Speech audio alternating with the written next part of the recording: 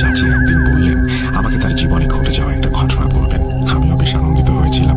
2020 সালের জানুয়ারি মাসে উনি ঘটনাটি আমাকে শেয়ার করেন। তারিখটা আমার সঠিক মনে নেই। যাই হোক, আমি ঘটনা শুরু করছি। সঙ্গত কারণে আমি আমার ছদ্মনাম বন্যা ব্যবহার করছি। বিশেষ দ্রষ্টব্য চাচির জীবনের শুরু থেকে বলছি, কারণ এটার সাথে এই ঘটনার সংযোগ রয়েছে। ঘটনাটি বেশ বড় হবে, ধৈর্য না হারিয়ে পুরো ঘটনাটি শোনার অনুরোধ করছি। বলছেন বন্যা চাচি তার ভাষায়। আমার বাবার বাড়ি পাবনা জেলায়। আমার বয়স যখন 5 বছর তখন আমার মা মারা যায়। বাবার একটা বিয়ে করেন। সৎ মা আমাকে খুব মারধর করত, ঠিকমতো খেতে দিত না, বাবাও কিছু বলতো না। আমি স্কুলে পড়তে চাইলে মারত। এভাবেই চলছে আরো কিছু বছর। যখন আমার বয়স 12 থেকে 13, তখন বাবা পাশের বাড়ির এক ছেলের সাথে আমাকে বিয়ে দেয়। সেখানে আমাকে খুব টর্চার করত। সহ্য করতে না পেরে বিয়ের 3 মাসের মাথায় আমি পালিয়ে আমার নানা বাড়ি বগুড়ায় চলে যাই। কিন্তু তারা আমাকে কি দেখবে, তাদের অবস্থা নুন আনতে পান্তা ফোরানোর মতো। দুবেলা খেতে দেওয়ার বিনিময়ে আমি তাই পরের বাড়িতে কাজ করতাম। কখনো খেতে কাজ করতাম। এমনি একদিন খেতে কাজ করে বাড়ি ফেরার পথে মাথা ঘুরে রাস্তায় সেন্সলেস হয়ে পড়ে যাই। এক ট্রাক ড্রাইভার আমাকে দেখে এবং সে আমার হুঁশ ফেরায়, আমাকে বাড়ি নিয়ে যায়। সব শুনে উনি আমাকে দত্তক নেন, কারণ ওনার মেয়ে ছিল না, একটা ছেলে। যাই হোক, ওই বাড়িতে আমি বেশ ভালোই ছিলাম। আমাকে আমার পালিত বাবা অনেক ভালোবাসতেন। আমার ভাই আমার থেকে বড় ছিল, সে যে স্কুলে পড়তো সেখানে আমাকেও ভর্তি করিয়ে দেয়। আমার মা, মানে পালিত মা, সেও আমাকে আদর করতো। তবে আস্তে আস্তে মা কেমন যেন পাল্টে যেতে থাকলো, জানি না কেন। তখন আমি ক্লাস 5-এ পড়ি। আমার ভাই কলেজে উঠেছে। ভাইয়ের কাছে মোবাইল ছিল। যখন ভাই মোবাইল চার্জে লাগিয়ে বাইরে যেত, আমি লুকিয়ে টিপাটিপি করতাম। এভাবে এক ছেলের সাথে আমার পরিচয় হয়। যেহেতু আমার পালিত মায়ের ব্যবহার তখন আমার প্রতি ভালো ছিল না, তাই আমি পালিয়ে যাই ওই ছেলের কাছে। 2014 সাল। ছেলের নাম আবির। বাড়ি সিরাজগঞ্জ জেলার কামারখন্দ থানার জামতলী গ্রামে। আমি যেদিন ওই বাড়িতে যাই, ওই দিন রাতেই আমাদের বিয়ে দেওয়া হয়। আমার শ্বশুর মেনে নিয়েছিলেন, তবে শাশুড়ির মত ছিল না। তবুও বিয়ের পর উনি কয়েকদিন বেশ ভালোই ছিলেন। তারপর আমার পরিবার এবং আমার আগের বিয়ে সম্পর্কে তারা জানতে পারেন। আমার শাশুড়ি লোভী মানুষ ছিলেন। তিনি আমাকে মেনে নেবেন যদি আমার বাবা তাকে টাকা দেন। আমার বাবাকে, অর্থাৎ আমার আসল বাবাকে ডাকা হয়, সে তো আমার পরিচয়ই দেবে না। পরে শাশুড়ি আমাকে আর ওখানে থাকতে দিতে রাজি হন না, তবে আমার শ্বশুর তাকে আটকায়। এভাবে এক জাহান্নাম থেকে অন্য জাহান্নামে গিয়ে পড়লাম আমি। আমার স্বামী এবং শ্বশুর আমাকে অনেক ভালোবাসতেন, তবে শাশুড়িকেও যথেষ্ট ভয় পেয়ে চলতেন সবাই। আমি অনেক চেষ্টা করেছি শাশুড়ির মন জয় করার, পারিনি। এভাবে বিয়ের 1 বছর পূর্ণ হওয়ায় শাশুড়ি রাতে ঘুমিয়ে যাওয়ার পর আমার স্বামী রাতে লুকিয়ে আমাকে বাইরে নিয়ে যায় ঘুরতে। তখন রাত 11টা থেকে 12টা বাজে। গ্রাম এলাকা, তাই বাইরে কোনো মানুষ নেই আমরা ছাড়া। আমরা একটা ব্রিজের ওপর দাঁড়িয়ে গল্প করছিলাম। আমার চুল খোলা ছিল। প্রায় আধ ঘন্টা পর আমি অনুভব করি আমার গায়ে কেমন যেন একটা ঠান্ডা বাতাস লাগলো। তখন গরমকাল ছিল, বাতাস বইছিল, তবে ওই বাতাসটা একটু আলাদা ছিল। যাই হোক, আমি সবকিছু মনে করিনি। ওই দিনের মতো লুকিয়ে বাসায় চলে আসি। ঘটনা এখান থেকে শুরু। এরপর থেকে আমি প্রায় রাতে শাড়ি পরে সেজে গুজে বিছানার উপর দাঁড়িয়ে নাচানাচি করতাম। আমার স্বামী আমাকে থামতে বললে আমি তাকে মারতে যেতাম। কিছুক্ষণ ধস্তাধস্তি করার পর আমি বেহুশ হয়ে যেতাম এবং হুঁশ ফিরলে আমার কিছুই মনে থাকতো না। এই ঘটনা বেশ কয়েকদিন চলছে, কিন্তু আমার স্বামী তখনও বাড়িতে কিছু জানায়নি, যেহেতু ঘটনাটা শুধু রাতেই ঘটতো। তবে আমার ননদ একদিনে সব দেখে ফেলে এবং আমার শাশুড়িকে জানায়। আমার শাশুড়ি আমাকে হেল্প করবে তো দূরের কথা, বরং আমাকে ডাইনি বলে গালি দিতে থাকে। তবে আমার শ্বশুর একজন হুজুর ডেকে আনেন। হুজুর আমাকে দেখে বলেন বাতাস লেগেছে। এই বলে তিনি আমাকে কিছু তাবিজ দেন। তারপর আমার আর কোনো সমস্যা হয়নি। আমার বিয়ের 2 বছর পর আমি কনসিভ করি। আমার শাশুড়ি এই খবরে মোটেও খুশি ছিলেন না। আমার তখন 2 মাস চলে। আমার শাশুড়ি আমাকে একটা ঔষধ দিয়ে বললেন খেতে, খেলে নাকি বাচ্চা ভালো হবে। আমি পড়ালেখা জানি না, আমি খেয়ে নিলাম। তার 2 ঘন্টা পর আমার ব্লিডিং হওয়া শুরু হলো। আমি এতদিন ওনাকে সন্তুষ্ট করার অনেক চেষ্টা করেছি, কিন্তু এইবার আমি রেগে গেলাম, চিৎকার করতে শুরু করলাম। আমার শ্বশুর রাজশাহীতে একটা ব্যাংকে চাকরি করতেন। তিনি ওখানেই থাকতেন, প্রতি সপ্তাহে বাড়ি আসতেন। উনি এসব দেখে আমাকে আর আবিরকে রাজশাহী নিয়ে গেলেন। আর ওনার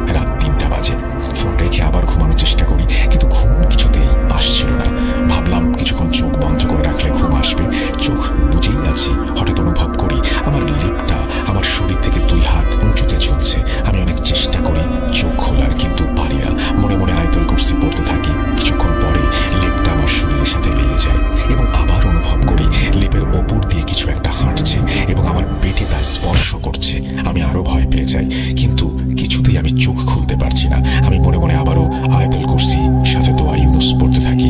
এরপরে আমি আগের মতো নর্মাল হয়ে যাই।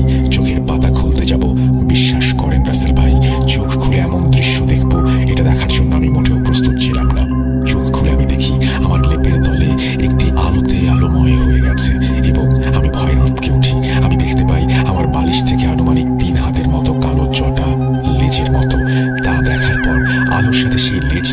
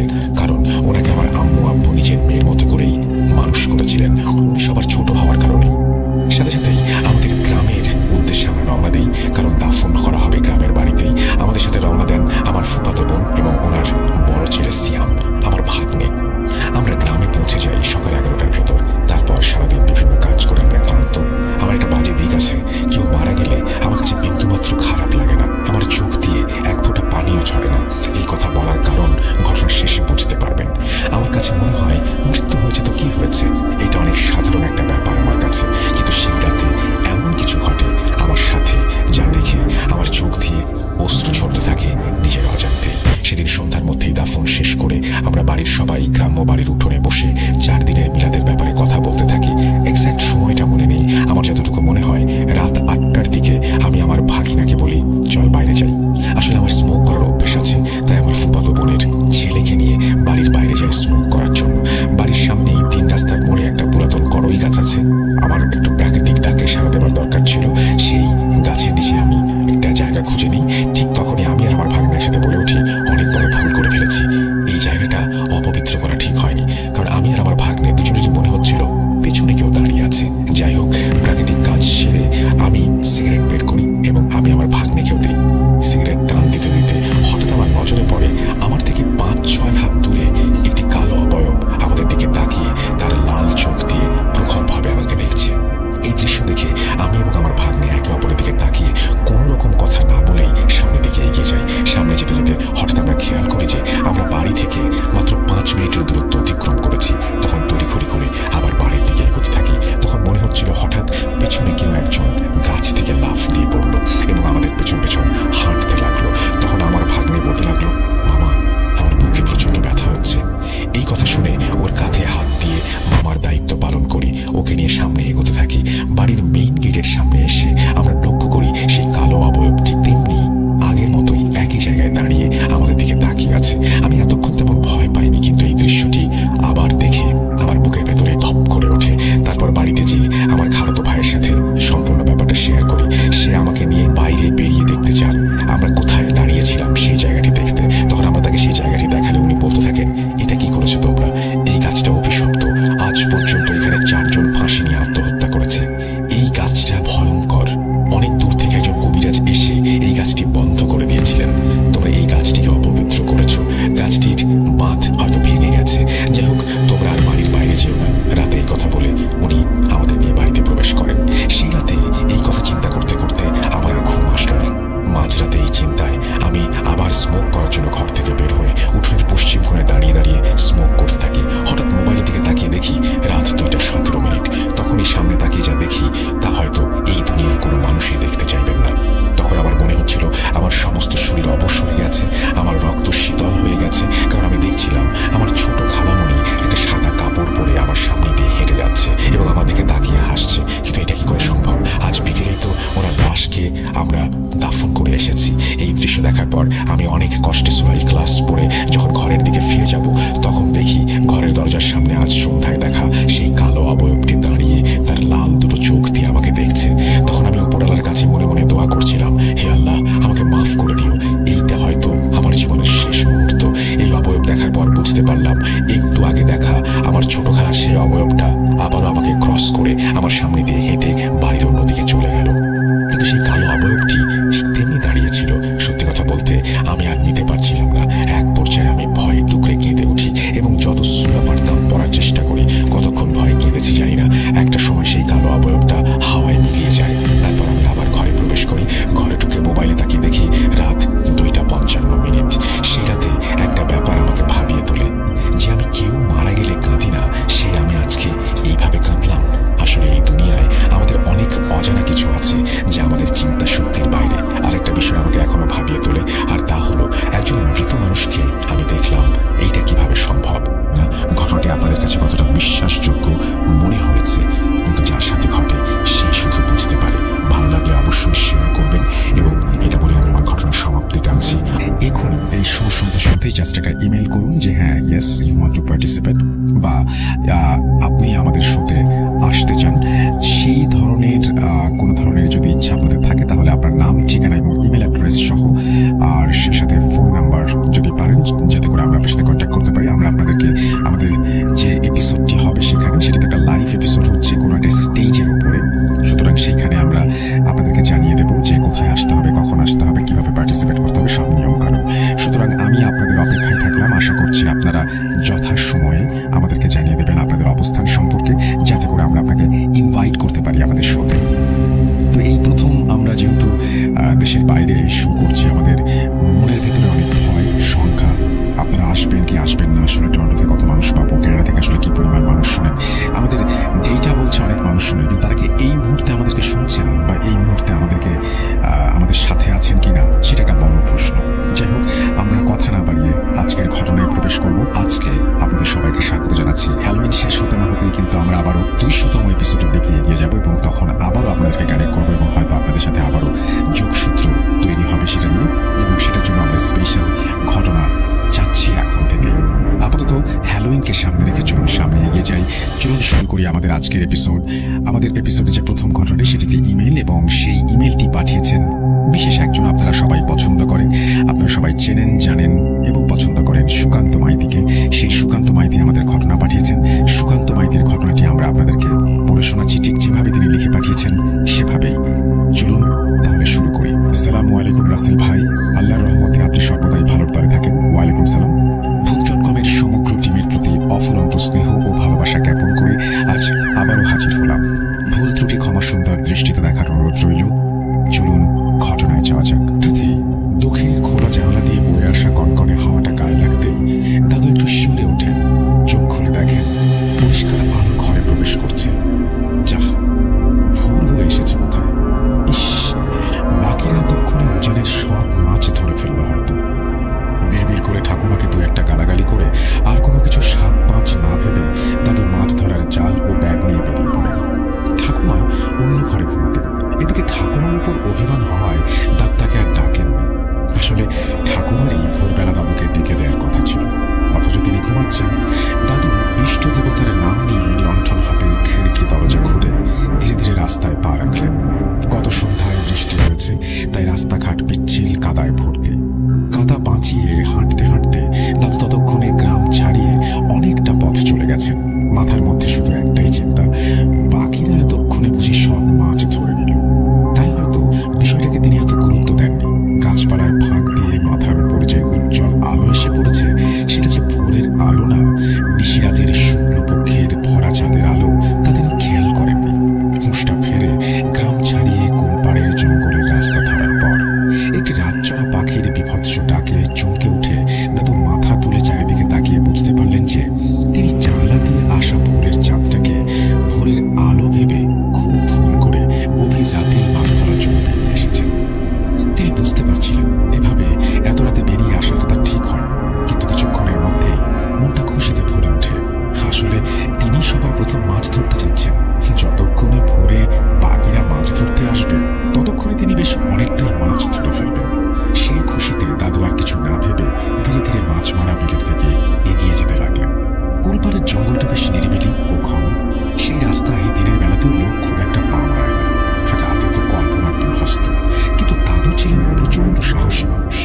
তাই তিনি কোনো কিছু তোয়াক্কা না করে চুপচাপ এগিয়ে যাচ্ছিলেন।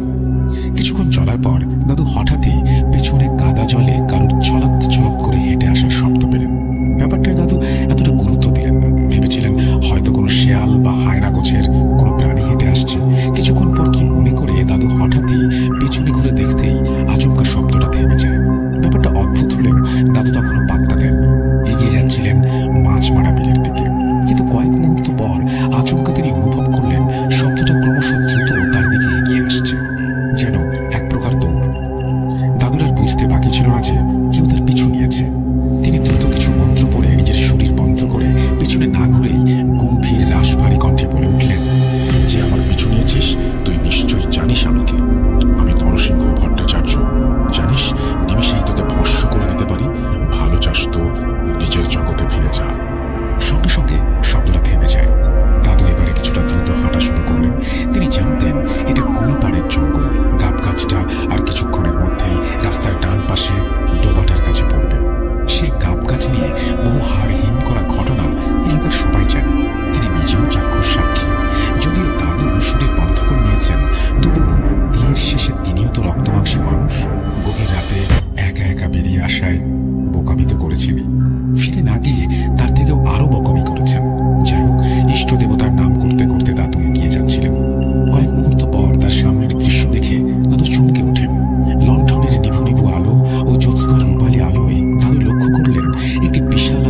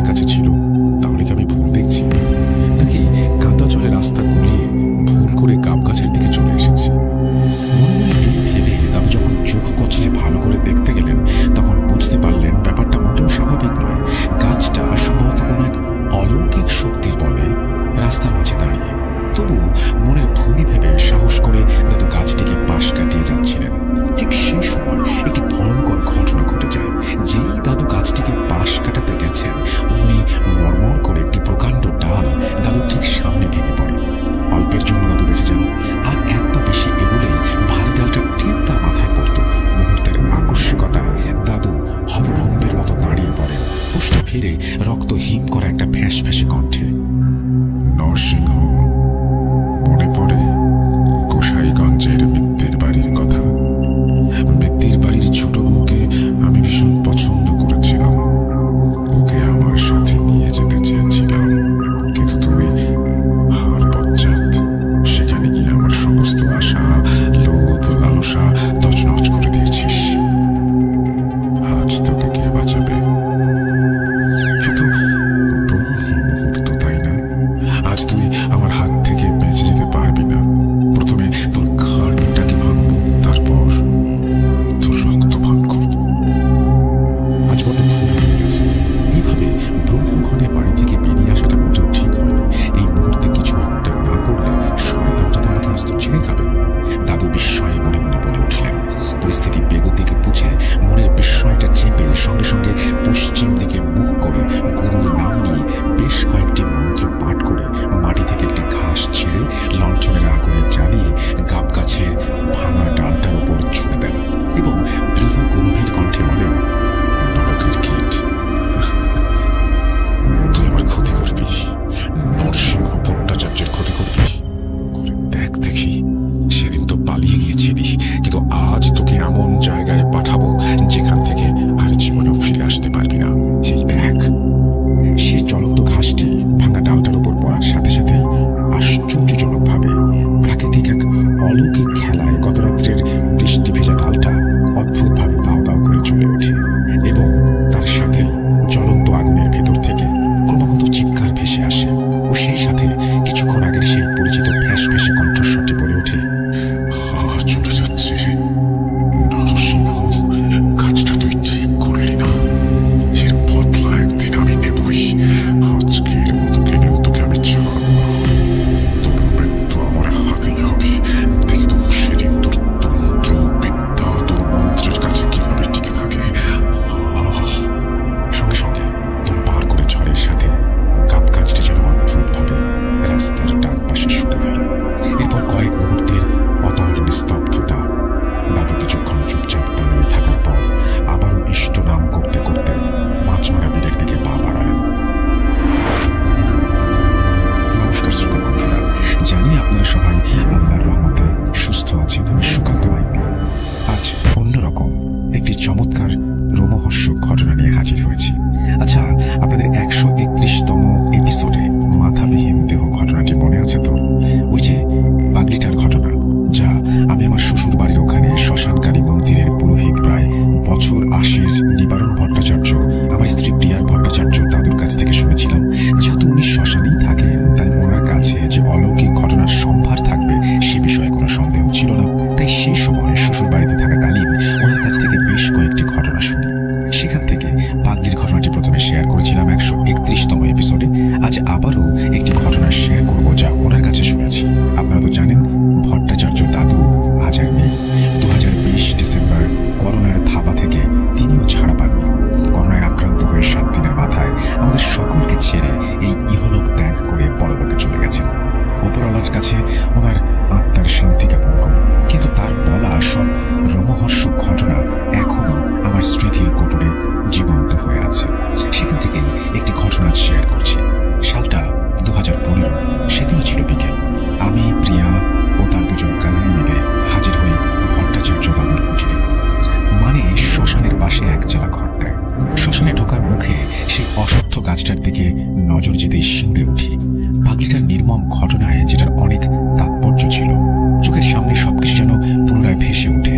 পাগলিটা এবং জিন বা গন্ধর্বের মিলনে সেই অলৌকিক সন্তান ভট্টাচার্য দাদুর আদরের নাতি শিবায়, সে তো এই অশ্বত্থ গাছে মিলিয়ে গিয়েছিল। প্রিয়া আমার অবস্থা আঁচ করতে পেরে হাত ধরে টেনে নিয়ে গিয়ে ভট্টাচার্য দাদুর দালানে তুলল। ভট্টাচার্য দাদু দালানে আমাদের কথোপকথন শুনে ঘর থেকে বেরিয়ে দেখলেন আমরা সবাই যে যার মতো জায়গা নিয়ে বসে গেছি। উনি একটু গলা সারিয়ে মুচকি হেসে বললেন, ও তোমরা সবাই এসেছো, গল্প শোনার খিদেটা আবারও মাথায় চারা দিয়েছে বুঝি।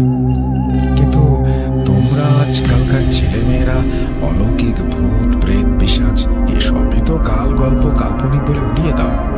তোমরা হলে মোবাইল আর কম্পিউটার যুগের মানুষ, বিশ্বাস কি করবে? অথচ আজও গহীনে নীরবে কত রহস্যময় ঘটনা ঘটনা আনাচে কানাচে ঘটে চলেছে তা কি তোমরা জানো? এই তো মাসখানেক আগের কথা। ফরিদপুরের দিঘিতে ভর দুপুরে ভরা ঘাটে স্নান করতে আসা লোকজনের ভিড়ের মাঝ থেকে একটি 8-10 বছরের বাচ্চা ছেলেকে হঠাৎই কিছু একটা ঘাট থেকে টেনে নিয়ে গিয়ে ডুবিয়ে মেরেছে। মুহূর্তের আকস্মিকতায় সবাই আতঙ্কে কাঠ হয়ে গিয়েছিল।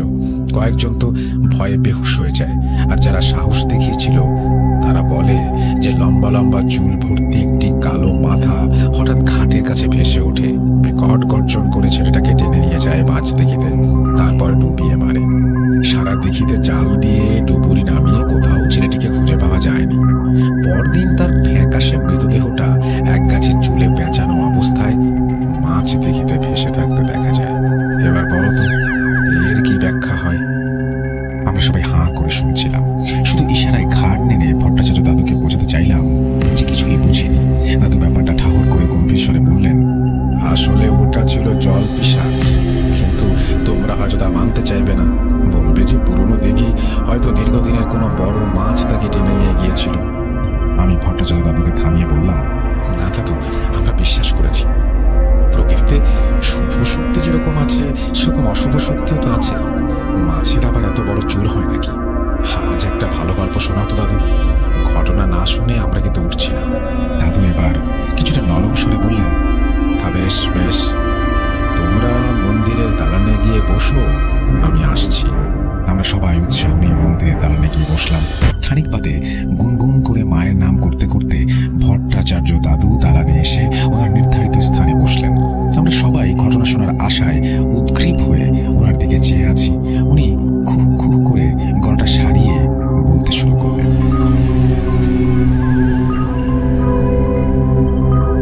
আজ তোমাকে যে ঘটনাটা বলবো তা আমার দাদুর কাছ থেকে শোনা। আমার দাদু স্বর্গত শ্রী নরসিংহ ভট্টাচার্য একজন বড় মাপের পুরোহিত, মা তারার একনিষ্ঠ ভক্ত। বহুকাল তিনি তারাপীঠের শ্মশানে তন্ত্র সাধনা করেছিলেন ও তন্ত্র সিদ্ধি করায় করায়ত্ত ছিল। ঘটনাটি ঘটে প্রায় আজ থেকে আন্দাজ 100 বছর আগে। আমার জন্ম তখনও হয়নি, বাবারই তখন 10 কি 11 বছর বয়স। বুঝলে, তাহলে বোঝো আমার জন্ম হবে কি করে।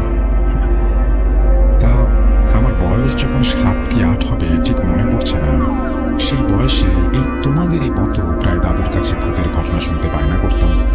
সেরকমই একদিন বৃষ্টিমুখর সন্ধ্যায় দাদুর কাছে আবদার করলাম ভূতের ঘটনা শোনাতে। তখনই দাদু এই ঘটনাটি বলেছিলেন। পরবর্তীতে দাদুর মৃত্যু রহস্যটা আজও আমার কাছে ধোঁয়াশা। কিভাবে দাদু মারা গিয়েছিলেন তা পরে বলছি। যাই হোক, ঘটনায় ফিরি। মাছ ধরা রীতিমতো দাদুর নেশা ছিল। প্রতি বছরই বৃষ্টিকালে প্রায় প্রতিদিনই ভোর রাতে মাছ ধরতে বের হতেন। আমাদের গ্রামের পাশে ছিল একটা বিল, সেখানে প্রচুর মাছ পাওয়া যেত। বিলের নাম মাছমারা বিল।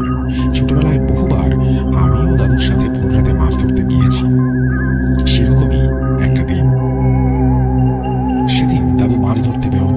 পরিকল্পনা আগের থেকে ছিল যে তিনি ভোর রাতে উজানে মাছ ধরতে যাবেন। তখন বৃষ্টিকাল চলছে। সেই মতো ঠাকুমাকে তাড়াতাড়ি খেতে দিতে বললেন। এরপর খাওয়া দাওয়া শেষ করে ঠাকুমাকে ভোর রাতের দিকে ডেকে দেওয়ার কথা বলে শুয়ে পড়লেন। মাঝরাতে জানলা দিয়ে চাঁদের আলো আসায় ভোর হয়ে গেছে ভেবে দাদু ঠাকুমাকে বকাবকি করে জাল আর ব্যাগ লণ্ঠন হাতে বেরিয়ে পড়েছেন মাছ ধরতে। ঠাকুমা তখনও ঘুমাচ্ছেন। মাছমারা বিলের দিকে যাওয়ার সময় হঠাৎই কুল পাড়ে গাছের সেই বিভৎস ভয়ঙ্কর পিশাচের সম্মুখীন হন। যাই হোক,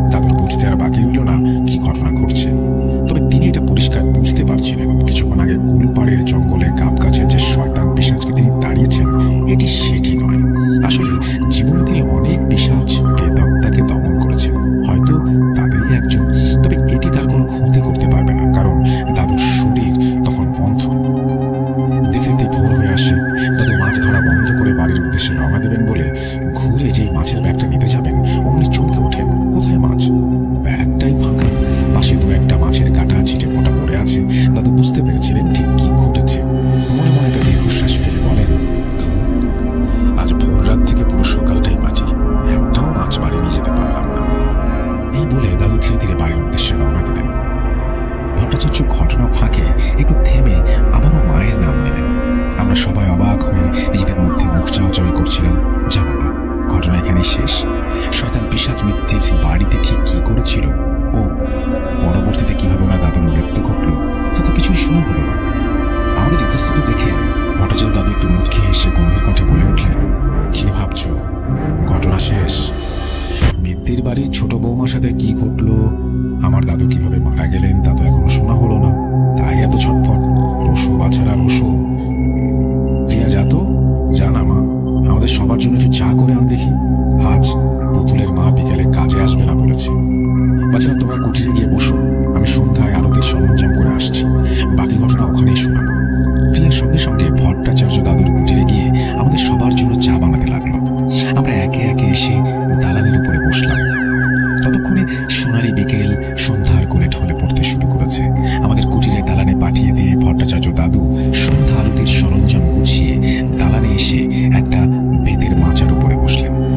প্রিয়া ততক্ষণে চা বানানো শেষ করেছে। সে একে একে কাপগুলো নিয়ে এসে সবাইকে পরিবেশন করছে।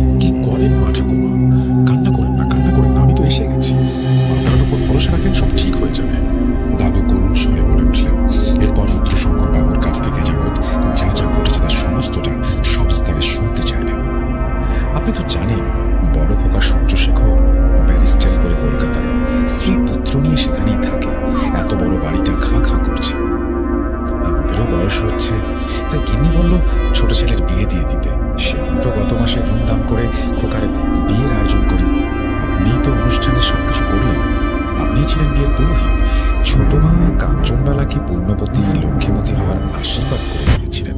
যাই হোক, বিয়ের কয়েকদিন পর থেকেই বৌমার ভেতর কেমন একটা অস্বাভাবিক আচরণ লক্ষ্য করছিলাম। প্রথমে ব্যাপারটা এতটা গুরুত্ব না দিলেও পরবর্তীতে খেয়াল করলাম আচরণটা ধীরে ধীরে পৈশাচিকতায় রূপ নিচ্ছে। সারাক্ষণ গুম হয়ে বসে থাকতো, পরিচারিকাদের অশ্রাব্য ভাষায় গালাগালি করতো, আমাদের সাথে তো দূরের কথা এমনকি ছোট খোকার সাথেও ঠিকমতো কথা বলতো না। ভেবেছিলাম 16 বছরের বাচ্চা মেয়ে হয়তো নতুন সংসারে এসে কারোর সাথে মানিয়ে নিতে পারছে না, হয়তো লজ্জায় থাকে তাই স্বামীর সাথে কথা বলে না। কিন্তু এসব কিছু চরম পৈশাচিক রূপ নিল সেদিন, যেদিন ছেলে বৌমার অষ্টমঙ্গলায় শ্বশুর বাড়ি যাওয়ার কথা বলে। জলধর সেদিন সকাল থেকেই বাইক বরকন্দাজ পালকি সাজিয়ে প্রস্তুত। 5 ক্রোশ পথ যেতে হবে, তাই আগে থেকেই এত প্রস্তুত। কিন্তু হঠাৎই অন্দরমহল থেকে খবর এলো বৌমাকে নাকি কোথাও খুঁজে পাওয়া যাচ্ছে না। বিয়ের পর থেকে একজন পরিচারিকা সর্বদাই বৌমার সাথে থাকতো। সেদিন সকালে পরিচারিকা বৌমার ঘরে গিয়ে দেখে দরজা হাট করে খোলা, বৌমা কোথাও নেই। বিয়ের 8 দিন কাটতে না কাটতেই এসব কি হচ্ছে? খবরটা এলাকায় রুটে গেলে মিত্তির বাড়িকে নিয়ে সবাই চিঁচি করবে। আমি প্রবল দুশ্চিন্তায় ব্যতিব্যস্ত হয়ে উঠি। জলধরকে সম্ভাব্য সকল জায়গায় খুঁজতে পাঠাই, কিন্তু 10-12 বছরের একটা ছেলে হঠাৎ ছুটে এসে তাড়াহুড়ো করে দালানের ওপর উঠতে গিয়ে হুঁচট খেয়ে হাঁপাতে হাঁপাতে বলে, কর্তামশাই, আপনাদের নতুন বৌমা কুলপাড়ে গাব গাছের নিচে অজ্ঞান হয়ে পড়ে আছে। আমি সকাল সকাল পাঠশালায় যাচ্ছিলাম, হঠাৎই দূরে গাব গাছের নিচে লাল রঙের কিছুটা দেখতে পাই। কাছে গিয়ে দেখি আপনাদের বৌমা। আরে, কুলপাড়ের জঙ্গল? কি বলছেন? গাব গাছের নিচে? সেই গাব গাছ? হায় ঈশ্বর! দাঁড়ান দাঁড়ান, আপনি তো চন্দ্রশেখর ও নতুন বৌমা সহ পথযাত্রী নিয়ে ওই পথে এসেছিলেন। কুলপাড়ে কিছু ঘটেছিল? আমাকে খুলে বলুন, কোনো কিছু বাদ দেবেন না। দাদু রুদ্রশঙ্কর বাবুকে থামিয়ে ঈশ্বরের স্বরে জিজ্ঞেস করেন। দাদুর প্রশ্ন শুনে রুদ্রশঙ্কর বাবু চমকে উঠে কিছুটা ভাবতে থাকেন। কিছুক্ষণ নীরব থাকার পরে তিনি আবারও বলতে শুরু করেন, না, নজর কাড়ার মতো সেরকম কিছু না। ব্যাপারটা তেমন কিছু না ভেবে আপনাকে বলিনি। সেদিন বিয়ে সম্পূর্ণ হওয়ার পর আমরা বরকনে সহ বরযাত্রী নিয়ে ভোররাতে বেরিয়ে পড়েছিলাম। অনেকটা পথ আসতে হবে, আপনি তো জানেন। সেটাতে বৃষ্টি হয়েছিল তুমুল, তাই রাস্তাঘাট পিচ্ছিল, কাদা জলে ভর্তি, গরুর গাড়ি চলা দুষ্কর। হেঁটে আসতে সময় লাগবে ভেবে ভোররাতেই বেরিয়ে পড়া। যাই হোক, গ্রাম ছাড়িয়ে মাঠঘাট জঙ্গলের রাস্তায় পড়তে না পড়তেই আকাশ কাঁপিয়ে তুমুল বৃষ্টি শুরু হলো। যে কটা ছাতা ছিল তাতে সবাই বৃষ্টির হাত থেকে রেহাই পেত না, তাই বাকিরা যে যার মতো আশেপাশের গাছতলার দিকে ছুটে গেল, যদি বৃষ্টির হাত থেকে একটু বাঁচা যায়। বেয়ারা, বাইক, বরকন্দাজ পালকি নামিয়ে ছুটে যায় গাছতলায়। জানি বৌমা পালকির ভেতরে আছে, তাই সে অন্তত বৃষ্টিতে ভিজবে না।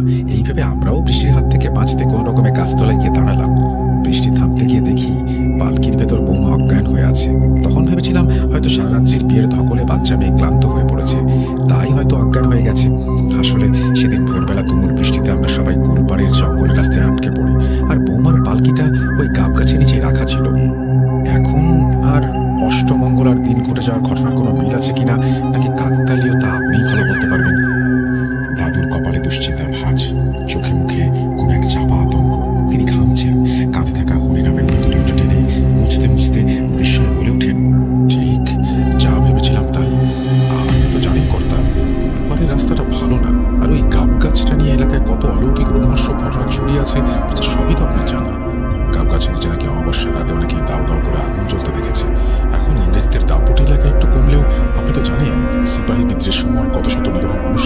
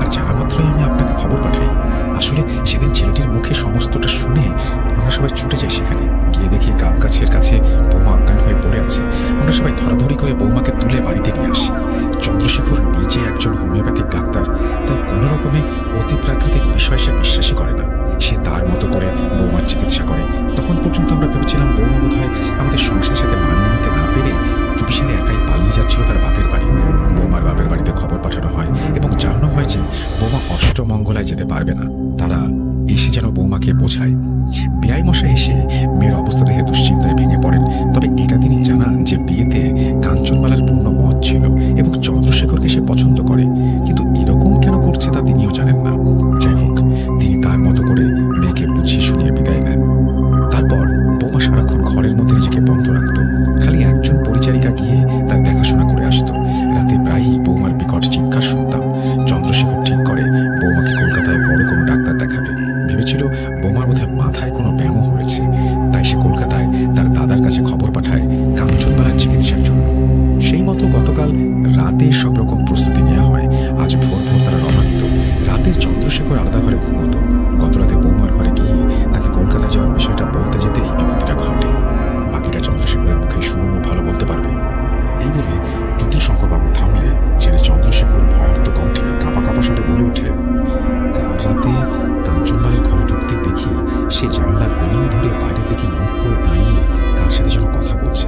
রাত তখন 8:30 মতো হবে। আমি দুবার তাকে নাম ধরে ডাকলেও সে কোনো সারা শব্দ দেয় না। আমি কিছুটা বিরক্ত হই এবং রেগেও যাই। যতই হোক আমি তার স্বামী, আমার ডাকে তার সাড়া দেওয়াটা কর্তব্য। কিন্তু বারবার ডাকার পরেও যখন সে সাড়া দিচ্ছিল না, তখন এক পা করে এগিয়ে গিয়ে যেই তার কাঁধে হাত রেখেছি, অমনি আমার সমগ্র শরীরে যেন তড়িৎ খেলে গেল। কাঞ্চনমালার শরীরটা কি বিভৎস ঠান্ডা, যেন এক্ষুনি বরফ থেকে নামিয়ে নিয়ে আসা হয়েছে। সেই সঙ্গে জানলার বাইরের দৃশ্যটা দেখে আমি আতঙ্কে ছিটকে কয়েক পা পিছিয়ে যাই। দেখি জানলার বাইরে শূন্যে এক বিশালাকার ছায়ামূর্তি ভাসমান, সাপের ন্যায় মাথার জটাগুলো লকলক করছে। চোখে যেন আগুনের শিখা, খিলখিলিয়ে সে কাঞ্চনমালার সাথে কথা বলছে। এদিকে আমার চিৎকারে কাঞ্চনমালা ধীরে ধীরে ঘাড় ঘোরায়। সেই দৃশ্য সহ্য করার মতো নয়। বিভৎস পচাগলা মুখে পোকাকে নিবিল করছে। আমি সহ্য করতে না পেরে অজ্ঞান হয়ে যাই। জ্ঞান ফিরতে দেখি আমি বিছানায় শুয়ে, পাশে বাবা মা, ভোলা, বাকিরা উদ্বিগ্ন অবস্থায়। চন্দ্রশেখরকে থামিয়ে যুদ্ধশঙ্করবাবু বললেন, এবার আমি বলছি। চন্দ্রশেখরের চিৎকার শুনে আমি, ভোলা, জলধর, আমরা সবাই ছুটে যাই দোতলায়। বৌমার ঘরে গিয়ে দরজাটা খুলতেই দেখি যে হাট করে দরজা খোলা। আমরা ঘরে ঢুকতেই আতঙ্কে শিউরে উঠি। দেখি চন্দ্রশেখর অজ্ঞান হয়ে মেঝেতে পড়ে আছে। কোথায় বৌমা? সে সাক্ষাৎ নরপিশাচ, বিভৎস জটাধারী মূর্তির রূপে কাঞ্চনমালা চন্দ্রশেখরের বুকের উপরে বসে চিৎকার করছে। তার গলা টিপতে যাচ্ছে। ঠিক সেই সময় জলধর সাহস করে ছুটে গিয়ে তাকে আচমকায় পেছন থেকে ঠেলে ফেলে। কোনোরকমে চন্দ্রশেখরকে কাঁধে তুলে আমরা ঘরে নিয়ে বেরিয়ে আসি এবং ভোলাকে ঘরটায় তালা মেরে দিতে বলি। আমরা সিঁড়ি দিয়ে নামার সময় কাঞ্চনমালার ঘরের সামনে দরজায় ঢিপ ঢিপ করে হাত চাপড়ার আওয়াজ শুনতে পাই। সে সঙ্গে একটা হাড় কাঁপানো কণ্ঠস্বর। এই বলে যুদ্ধশঙ্করবাবু থামলে দাদু জানান যে তিনি একবার নতুন বৌমাকে দেখতে চান। দাদুর কথা শুনে যুদ্ধশঙ্করবাবু ছেলে চন্দ্রশেখরকে বললেন দাদুকে দোতলায় নিয়ে যেতে। দাদু তাকে বাধা দিয়ে বললেন যে তিনি নিজেই যাবেন। এই বলে দাদু গায়ত্রী মন্ত্র বিড়বিড় করতে করতে অগ্রসর হন। দোতলায় উঠে সিঁড়ির ডান দিকের ঘরটা দাদু ছোট বৌমা মানে কাঞ্চনমালার ঘরের সামনে পৌঁছাতেই দরজাটা হঠাৎ শটান শব্দে খুলে যায় এবং অন্ধকারের ভেতর থেকেই অজস্র অশ্রাব্য গালিগালাজ ভেসে আসে। কয়েক মুহূর্তে কাটার পর ঘুটঘুটে অন্ধকারের মাঝে সেই বিশ্রী হাসির সাথে একটা কণ্ঠস্বর ভেসে আসে, নরসিংহ, জানিস আমি কে? দাদু সঙ্গে সঙ্গে চেঁচিয়ে উঠেন, নরকের কীট, বিদেহী পিশাচ, আমি থাকতে তুই দেখি কি করতে পারিস, জয় তারা দেখিস মা। এই বলে দাদু বিড়বিড় করে কয়েকটি মন্ত্র পড়ে পাশে থাকা দেশলাইয়ের একটি কাঠি বের করে যেই না জেলেছেন অমনি আতঙ্কে শিউরে উঠে কয়েক পা পিছিয়ে আসেন। সঙ্গে সঙ্গে কনকনে ঠান্ডা হাওয়ায় কাঠিটা নিভে যায়। কিন্তু সেই কয়েক মুহূর্তের সৃষ্ট আলোয় দাদু যা দেখেন তাতে ভয়ে রীতিমতো কাঠ হয়ে যান। বুকের ধরফরনটা কয়েক গুণ বেড়ে যায়। কোথায় কাঞ্চনমালা? এই যেন সাক্ষাৎ নরপিশাচ। উল্টো দিকে হাত করে দেয়ালে বেয়ে উঠে ছেঁড়া ফাটা শাড়ির উপর অজস্র পোকার ছড়াছড়ি, দম বন্ধ হয়ে আসা উগ্র পচা গন্ধ, একটা বিভৎস অবস্থা। আর দাদু সহ্য করতে না পেরে আর্তনাদ করে তৎক্ষণাৎ ঘর দরজা বন্ধ করে দেন। সিঁড়িতে ধরফর করে নেমে আসার সময় শোনেন রুদ্রশঙ্করবাবু চমকে উঠে বিচলিত হয়ে পড়েন।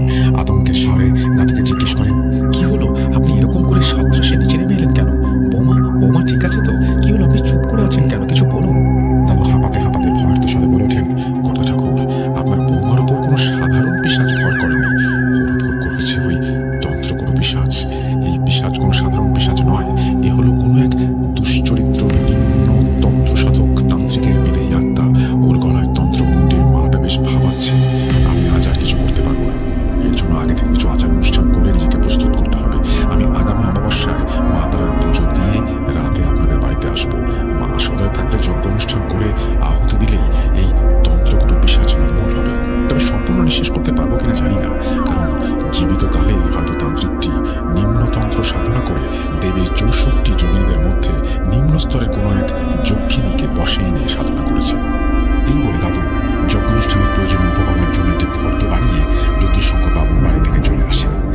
সপ্তাহ পরে অমাবস্যা। এর মাঝে নিত্যের বাড়িতে ছোট বউ নানা রকমের অতি প্রাকৃতিক ঘটনা ঘটিয়েছে। দাদুর কথা মতো কাঞ্চনবালাকে একটি শিকলে বেঁধে রাখা হয়েছিল। সময় করে পরিচারিকারা গিয়ে তাকে খাইয়ে আসতো, পরিষ্কার করে আসতো। সেরকমই একজন পরিচারিকা গিয়ে তাকে খাওয়াতে গিয়েছিল। সে সময় কাঞ্চনবালা হঠাৎই বিভৎসভাবে হেসে পরিচারিকাটির হাতে সজোরে কামড় বসিয়ে দেয়। কামড়ের তীব্রতা এতটাই ছিল যে এক টুকরো মাংস মেঝেতে পড়ে যায়। ফিনকি দিয়ে রক্ত বেরিয়ে আসে, সমগ্র মেঝেটাকে ভিজিয়ে লাল করে ফেলে। পরিচারিকার করুণ আর্তনাদ শুনে সবাই ধরপড় করে ছুটে গিয়ে সেই বিভৎস দৃশ্য দেখে আতঙ্কে শিউরে ওঠে। পরে কোনো রকমে কাঞ্চনবালার হাত থেকে তাকে ছাড়িয়ে নিয়ে আসা হয়। সপ্তাহ 2 বাদে অমাবস্যার তিথি চলে আসে। সকাল থেকে অজানা কারণে দাদুর মনটা ইতস্তত করছিল। সেদিন আকাশ বেশ অভিমানে গোমড়া মুখ করেছিল, ঈশান কোণে ঢেকে গিয়েছিল। দাদু সন্ধ্যেবেলা বিশেষ আচার অনুষ্ঠান শেষে মায়ের পুজো সম্পন্ন করে রক্তস্বর বস্ত্র পরিধান করে জমিদার বাড়ির উদ্দেশ্যে রওনা হন। পথে যাওয়ার সময় রাতচরা পাখি, শেয়ালের বিভৎস কান্নার শব্দ অহরহ ভেসে আসছিল আশেপাশের ঝোপঝাড় থেকে। প্রকৃতিও যেন ভীষণভাবে নানাভাবে আকার ইঙ্গিতে দাদুকে জানান দিচ্ছিল যে আজ দাদুর সেখানে না যাওয়াই ভালো। কিছুক্ষণ পর দাদু জমিদার বাড়ির আঁকের সামনে গিয়ে পৌঁছান। এরপর মা তারার নাম নিয়ে গুরুকে স্মরণ করে নিজের শরীর বন্ধ করে জমিদার বাড়ির সীমানায় পা রাখবেন। অমনি আগের পাশে দত্তাকার শিমুল গাছটা আচমকাই নড়ে ওঠে, যেন হঠাৎই শুধু গাছটার নিচেই প্রবল ভূমিকম্প হচ্ছে এবং খানিক বাদে একটি প্রকাণ্ড ডাল তার সামনে এসে ভেঙে পড়ে। দাদু কয়েক মুহূর্ত থমকে যান। আসলে উনি জানতেন আজ তিনি একটা বিপদের সম্মুখীন হতে চলেছেন। সেই তন্ত্রমন্ত্রীর মালাধারী, যার ক্ষমতা অপরিসীম। রাত্রি তখন ধীরে ধীরে নিশিরাতের অভিমুখে। দালানে গিয়ে দেখেন চন্দ্রশেখর এবং রুদ্রশঙ্কর চিন্তাগ্রস্ত হয়ে ইতস্ততভাবে পায়চারি করছে।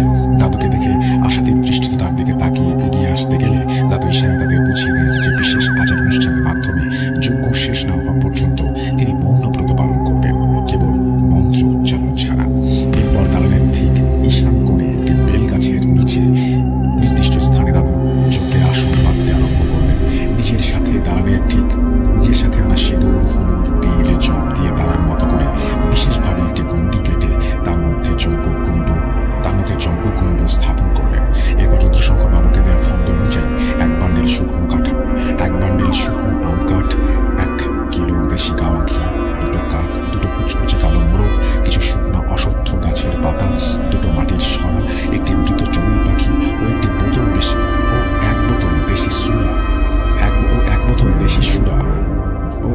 দেশি সুরা সমস্ত জিনিস বুঝে নিয়ে দাদু যজ্ঞের ধুনি প্রস্তুত করা আরম্ভ করলেন। এদিকে দোতলার ঘর থেকে কাঞ্চনবালার ভয়ঙ্কর পৈশাচিক গর্জন, অপরদিকে আশেপাশের ঝোপঝাড়দের আড়াল থেকে অহরহ শিয়ালের বিলাপ পরিবেশটাকে যেন ভারী করে তুলছে। এই সবকিছু এরই মাঝে দাদু ধুনি সাজানো সম্পূর্ণ করে দাদু অগ্নি সংযোজন করতে যাবেন। সঙ্গে সঙ্গে প্রবল ঝড় এসে তা নিভিয়ে দেয়। প্রথমটায় দাদু ভেবেছিলেন হয়তো প্রাকৃতিক নিয়মে স্বাভাবিক বাতাসে ধুনি নিভে গেছে, কিন্তু ব্যাপারটা মোটেও সেরকম ছিল না। বারংবার ধুনি নিভে যাওয়ায় দাদু আর বুঝতে বাকি রইল না। তিনি সঙ্গে সঙ্গে মা তারার নাম নিয়ে গম্ভীর স্বরে মন্ত্র পড়তে শুরু করলেন এবং আবারও শুরু করলেন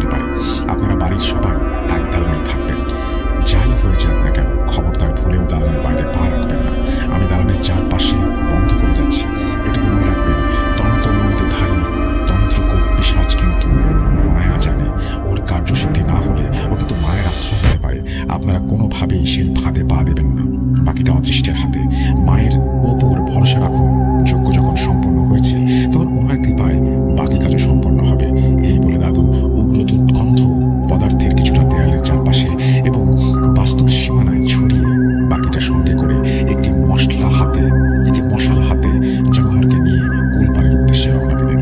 মৃত্যুর বাড়ির সীমানা ছাড়িয়ে কয়েক পা যেতেই দাদু পেছনে কাঞ্চনমালার বিকট চিৎকার শুনতে পান, তবুও পেছনে ফিরে তাকান না। আসলে সেই মুহূর্তে তন্ত্র বলে যে কাজটি উনি করতে যাচ্ছিলেন তাতে পেছনে ফিরে তাকানো বারণ ছিল। থেকে থেকে জলধর কেঁপে কেঁপে উঠছে, খালি ফিসফিসে দাদুকে বলার চেষ্টা করছিল যেন কেউ বা কারা যেন তার পিছু নিয়েছে। দাদু জলধরকে শান্ত হতে বলেন এবং পরিষ্কার করে বলে দেন যে কোনোভাবেই যেন সে পেছনে না তাকায়। গ্রাম ছাড়িয়ে কুলপাড়ের জঙ্গলে ঢোকার মুখে মশালের আলোতে দাদু দেখেন একটি বাঁশঝাড় সম্পূর্ণরূপে রাস্তার উপর নেতিয়ে পড়ে আছে। দাদু ব্যাপারটা একটু অস্বাভাবিক লাগলো। আকাশে মেঘ থাকলেও ঝড় বৃষ্টির কোনো সম্ভাবনা নেই, শুধু শুধু বাঁশঝাড়টি নেতিয়ে পড়বে কেন? এইসব ভাবতে ভাবতেই তিনি এগিয়ে যাচ্ছেন। ঠিক সেই সময় বিকট শব্দে আচমকায় বাঁশঝাড়টি আবার সটান দাঁড়িয়ে যায়। জলধর সেই দৃশ্যটাকে সহ্য করতে না পেরে আতঙ্কে প্রায় অজ্ঞানী হয়ে যাচ্ছে। অবস্থা অনুকূল নয় বুঝে দাদু তৎক্ষণাৎ মন্ত্র পড়ে সেই চ্যাটচ্যাটে পদার্থটি কয়েক ফোঁটা বাঁশঝাড়টির উপর ছড়িয়ে দিতে তারা এক প্রকার দৌড়ে কুলপাড়ের জঙ্গলের ভেতরের রাস্তায় প্রবেশ করেন। আশেপাশের ঝোপঝাড় জঙ্গলের মাঝে তখন কোনো এক অদৃশ্য দানব যেন সমস্ত কিছু তোলপাড় করে তার উপস্থিতি জানান দিচ্ছিল। অল্প কিছুক্ষণ যাওয়ার পরেই তারা গাব গাছটির সামনে গিয়ে পৌঁছায়। সেদিন মশালের আলোয় কালচে সবুজ পাতায় ঢাকা প্রকাণ্ড গাব গাছটিকে যেন জীবন্ত দেখাচ্ছিল। দাদু আর দেরি না করে চামুণ্ডেশ্বরী মন্ত্র পড়ে অবশিষ্ট পদার্থের কিছুটা গণ্ডি আকারে গাছটা চারপাশে ছড়িয়ে দেন এবং দৃঢ় কণ্ঠে জলধরকে বলেন, জলধর, যত তাড়াতাড়ি পারিস কাছে ওঠ।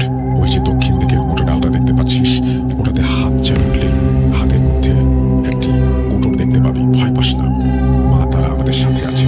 সাহস করে উঠে হাত ঢোকাবি, দেখবি একটা মালার মতো হাতে অনুভব করবি। সঙ্গে সঙ্গে সেটিকে বের করে আমার দিকে ছুড়ে দিবি, তারপর নেমে আসিস।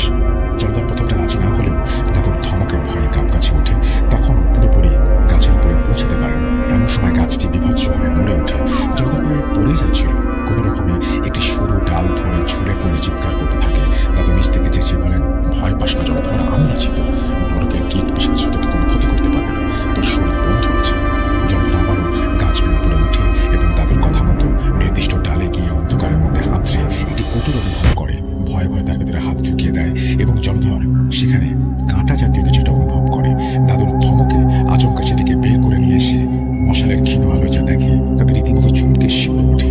একটি ছোট ছোট হাড় দ্বারা নির্মিত মালা। কিছু বুঝে ওঠার আগেই সেই মালার সংস্পর্শে জলধরের শরীরে যেন তড়িৎ খেলে যায়। সেটি ছিল তন্ত্রমুণ্ডির মালা। মালাটি অদ্ভুত আকর্ষণে আগুনের ন্যায় জ্বলে ওঠে। জলধর সহ্য করতে না পেরে ছুড়ে দেয় দাদুর দিকে। দাদু সঙ্গে সঙ্গে সেটিকে লাল শালু কাপড়ে জড়িয়ে গাছের নিচে 2.5 হাত জমি গণনা করে মেপে চ্যাটচ্যাটে পদার্থটি দিয়ে একটি ত্রিভুজ আকারের গণ্ডি এঁকে দিয়ে তার মাঝখানে গিয়ে দাঁড়ান। এদিকে জলধর আগুনের ছেঁকায় প্রায়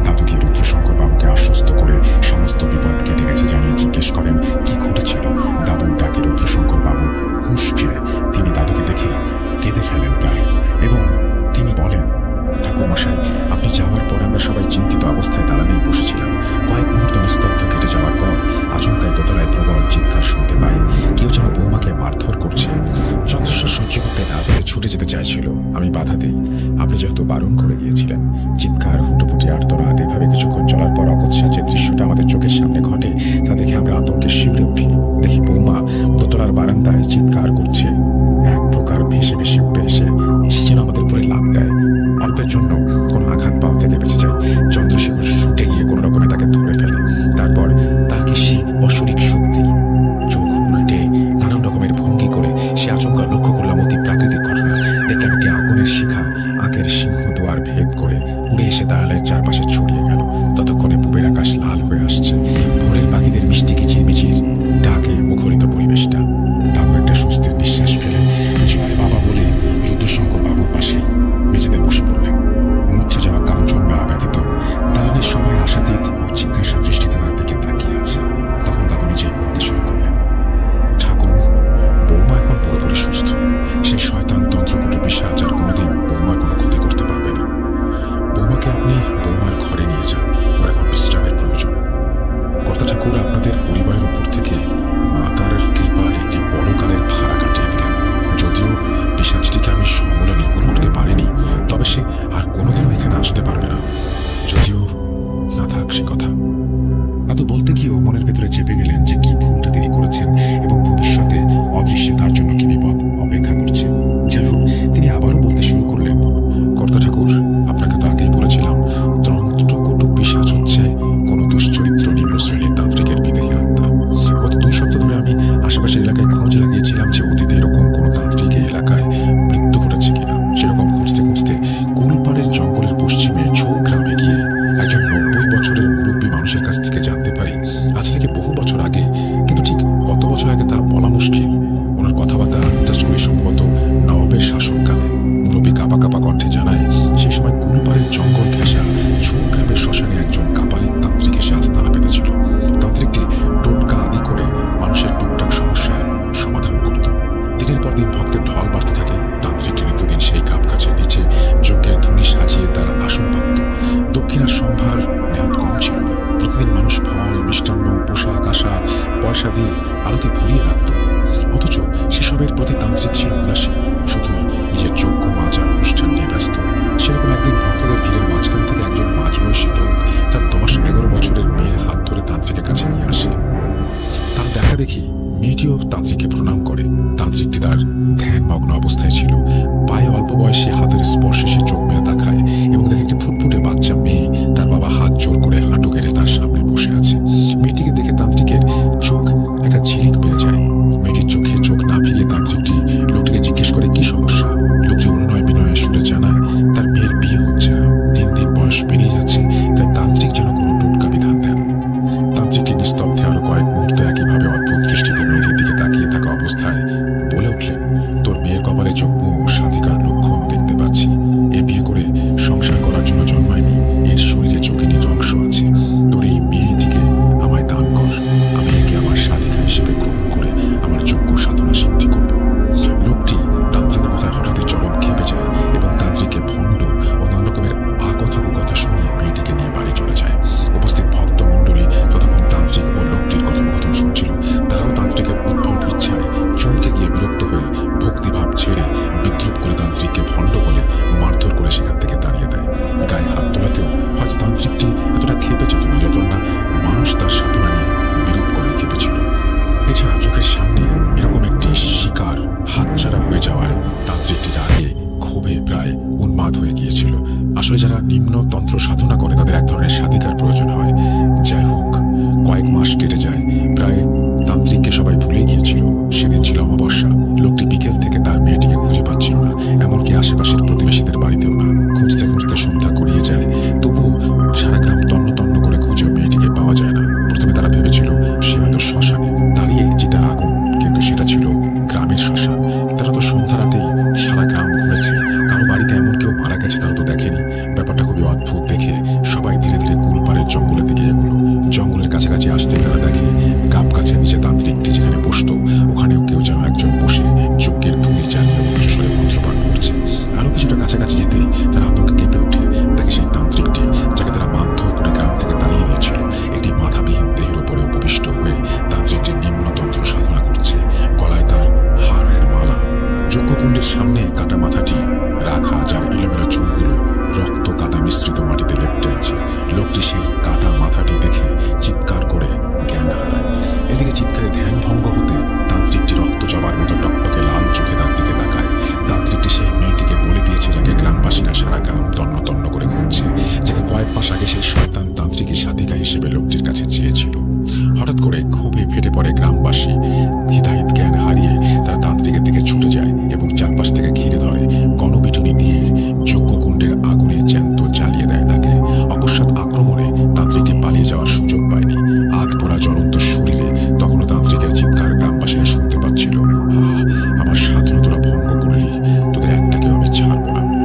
পরদিন সকালে গ্রামবাসীরা গিয়ে গাব গাছের নিচে পড়ে যাওয়া সেই ছাই ভস্য সব পরিষ্কার করে বাঁশের ডোবায় পুঁতে দেয়।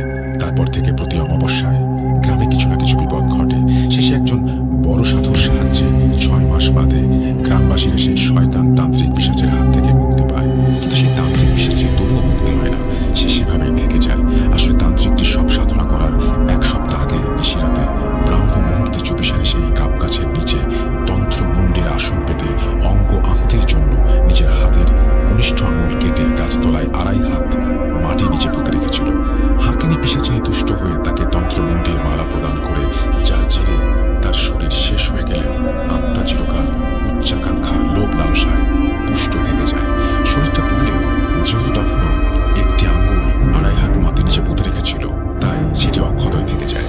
তাই তার দেহ মুক্তির জন্য সম্পূর্ণরূপে পঞ্চভূতে বিলীন হয়নি।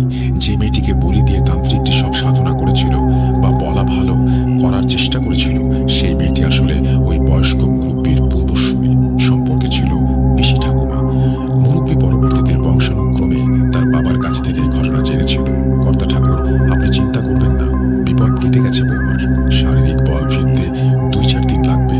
ভালো ভালো পুষ্টিকর খাবার খাওয়াবেন আর বৌমাকে কয়েকদিন সম্পূর্ণ আরাম করতে বলবেন। আমি উঠি। এই বলে ভট্টাচার্য দাদু থামেন। সঙ্গে সঙ্গে আমি জিজ্ঞেস করি, এ কি থেমে গেলেন যে? আপনার দাদু কিভাবে মারা গিয়েছিলেন সেটা তো বললেন না। ভট্টাচার্য দাদু কিছুটা অবাক হয়ে বললেন, ও সেটা বলিনি বুঝি, ছেড়ে গেছি বোধহয়। আচ্ছা ঠিক আছে, এখন চলো, মায়ের আরতি বাকি। আমরা সবাই সন্ধ্যার আরতির পরে আবারও কুটির দালানে গিয়ে বসলাম।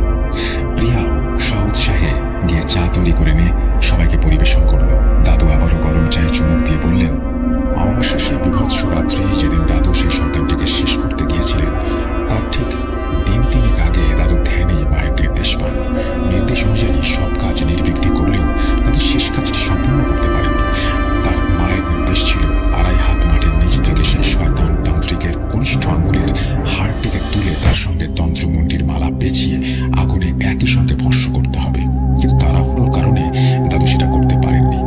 বেশি দেরি হয়ে গেলে কাঞ্চনবালাকে হয়তো বাঁচানো যেত না। তাই দাদু বাধ্য হয়ে কাঞ্চনবালার ওপর থেকে তন্ত্রকটু পিশাচের প্রভাব কাটাতে শুধু তন্ত্রমুণ্ডির মালাটিকে আগুনে ভস্মীভূত করতে পেরেছিলেন। তারপর 9 মাস 10 মাস কেটে যাওয়ার পর মাছ মারা বেড়ে যাওয়ার সময় দাদুকে আবারও শয়তান পিশাচটি আক্রমণ করে, সেটা বলেছি। আমি প্রায় দাদুর সঙ্গে মাছ মারা বিলে মাছ ধরতে যেতাম।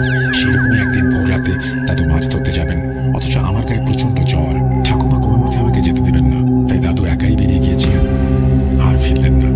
বেলা বাড়ার পরে দাদু ফিরছেন না দেখে বাড়িতে সবাই চিন্তা করছিল। বাবা, কাকা, পাড়ার সবাই মিলে সারা গ্রাম, মাছ মারা বিল, এমনকি জমিদার বাড়ি পর্যন্ত খুঁজে এসেছে, কিন্তু দাদুকে কোথাও পাওয়া যায়নি। শেষে হতাশ হয়ে বাড়ি ফেরার সময় কুলপাড়ের জঙ্গলে গাব গাছের কাছে দাদুর মাছ ধরা জাল ও ব্যাগ দেখতে পাওয়া যায়। যাওয়ার সময় হয়তো তাড়াহুড়ো করে খেয়াল করেনি। কাছে গিয়ে আশেপাশে এদিক ওদিক খোঁজাখুঁজির পর গাব গাছের পেছনে ডোবার কাছে দাদুর গলার উত্তরীয়টা দেখতে পাওয়া যায়। বৃষ্টি, কাদা, জলের রাস্তা, তাছাড়া আগের মতো দাদু তেমন শক্তি সামর্থ্য নেই। বয়স্ক মানুষ যদি পাহাড়কে ডোবায় পড়ে যায়, বাবার মনে কেমন একটা গু ডেকে ওঠে। কাকা আরো কয়েকজন ডোবার মধ্যে খুঁজতে থাকেন। শেষে মাঝখানের জলের নিচে তারা দাদুর দেহ খুঁজে পান।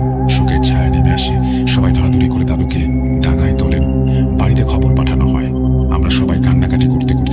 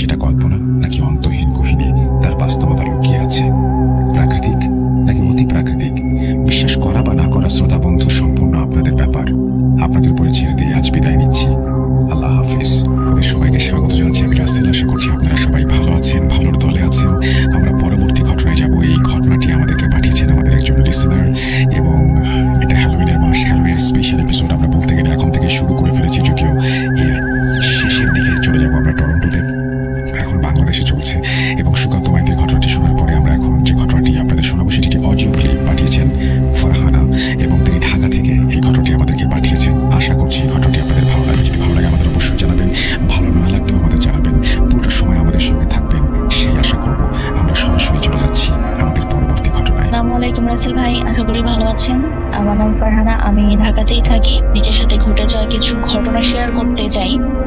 আজকে আমি যে ঘটনাটি শেয়ার করতে চাই ভাইয়া, এই ঘটনাটি এর আগেও আমি মেল করে পাঠিয়েছিলাম, তবে কিছু প্রবলেমস এর কারণে আমি সম্পূর্ণ ঘটনাটি রেকর্ড করে বা মেল করে পাঠাতে পারিনি। তাই আমি আজকে আবার ভয়েস রেকর্ডের মাধ্যমে সম্পূর্ণ ঘটনাটি পাঠাচ্ছি। যদি এই ঘটনাটি ভাইয়া সিলেক্ট হয়ে যায়, তাহলে আমার সাথে আরো ঘটে যাওয়া কিছু ঘটনা আছে, এগুলো শেয়ার করব। তো যাই হোক ভাইয়া, সরাসরি ঘটনায় চলে যাই। ভাইয়া আমি আগে বলে রাখি, আমার পরিবারে আমরা 5 জন সদস্য। আমার আব্বু আম্মু, আমার বড় বোন, আমি আর আমার ছোট ভাই। আর আমার ছোট ভাই অনেক ছোট, ক্লাস 3-তে পড়ে। তো যাই হোক ভাইয়া, 2022 সালের অক্টোবর মাসের 13 তারিখে আমার বোনের হঠাৎ পেটে ব্যথা হয়। তো ফার্স্টে পেটে ব্যথা খুব একটা বেশি ছিল না, এই পেটে ব্যথাটা 7 দিন ছিল, বাট খুব একটা বেশি ছিল না। তো যেহেতু একটা ব্যথা 7 দিন স্টে করছিল, এর জন্য আমরা আমার বোনকে নিয়ে একটা হসপিটালে যাই। সেখানে কিছু ট্রিটমেন্ট করার পরে জানা যায় যে আমার বোনের অ্যাপেন্ডিসাইডের ব্যথা আছে, প্রবলেম আছে। তো যেই হসপিটালে আমরা প্রথমে তার ট্রিটমেন্ট করি, সেখানে শুধুমাত্র টেস্ট করা হয়, সেখানে কোনো ধরনের অপারেশন করা হয় না। সেজন্য ভাইয়া ডাক্তাররা আমাদেরকে সাজেস্ট করে যে আমরা অন্য যে কোনো একটা ভালো হসপিটালে আমার বোনের অ্যাপেন্ডিসাইডের জন্য ডাক্তার দেখাই। তো ওনারা যেভাবে বলে ওইভাবেই আমরা করি। তো আমি হসপিটালটার নাম নিচ্ছি না, যেহেতু এটা খুব পপুলার একটা হাসপাতাল, নাম করা হাসপাতাল, হয়তো আমি নাম নিলে এটার এফেক্ট পড়তে পারে, সেজন্য আমি হাসপাতালটার নাম নিচ্ছি না। তো আমরা সেকেন্ড টাইম যে হসপিটালটাতে যাই, সেখানে যাওয়ার পর ডাক্তার আমার বোনকে চেক আপ করে বলে যে আমার বোনের অ্যাপেন্ডিসাইডের প্রবলেমস আছে, আর তাকে আর্লি অপারেশন করে ফেললেই এটা ভালো হবে। তো ওনার ডাক্তারের সাজেস্ট করে যে ওই দিনই আমার বোনকে হাসপাতালে ভর্তি করার জন্য। ইভেন আমরা ডাক্তারের সাজেস্ট অনুযায়ী ওই দিনই আমার বোনকে হসপিটালে ভর্তি করি। তো হাসপাতালটা আমার বাসা থেকে কিছুটা দূরে ছিল ভাইয়া, আর আমার ছোট ভাই ছোট হওয়ার কারণে আমার আম্মু আমার বোনের সাথে স্টে করতে পারেনি হসপিটালে, আমাকে রেখে আছে। তো এর আগে পরে আমি কখনোই ভাইয়া হাসপাতালে ছিলাম না, এটাই আমার প্রথম হাসপাতালে থাকা। তো আমার আম্মু আমার বোনকে হাসপাতালে ভর্তি করে তারা বাসায় চলে আসে। তো ওই রাতে ভাইয়া কোনো রকমের কোনো প্রবলেম হয় না। আর আমরা ভাইয়া হাসপাতালে একটা ওয়ার্ডে ছিলাম, যেহেতু ওয়ার্ডে অনেক লোক থাকে, তো দেখা যাবে যে সময়টা ভালো যাবে বা সবার সাথে কথা হবে, মিলেমিশে থাকা যাবে, এই কারণে শুধুমাত্র আমরা ওয়ার্ড নিয়েছিলাম। তো আমরা একটা সিট নেই, ওই এক সিটে আমার বোন ছিল আর আমি ফ্লোরে বিছানা করে থাকতাম রাতে। তো প্রথম রাতে ভাইয়া কোনো প্রবলেম হয়নি।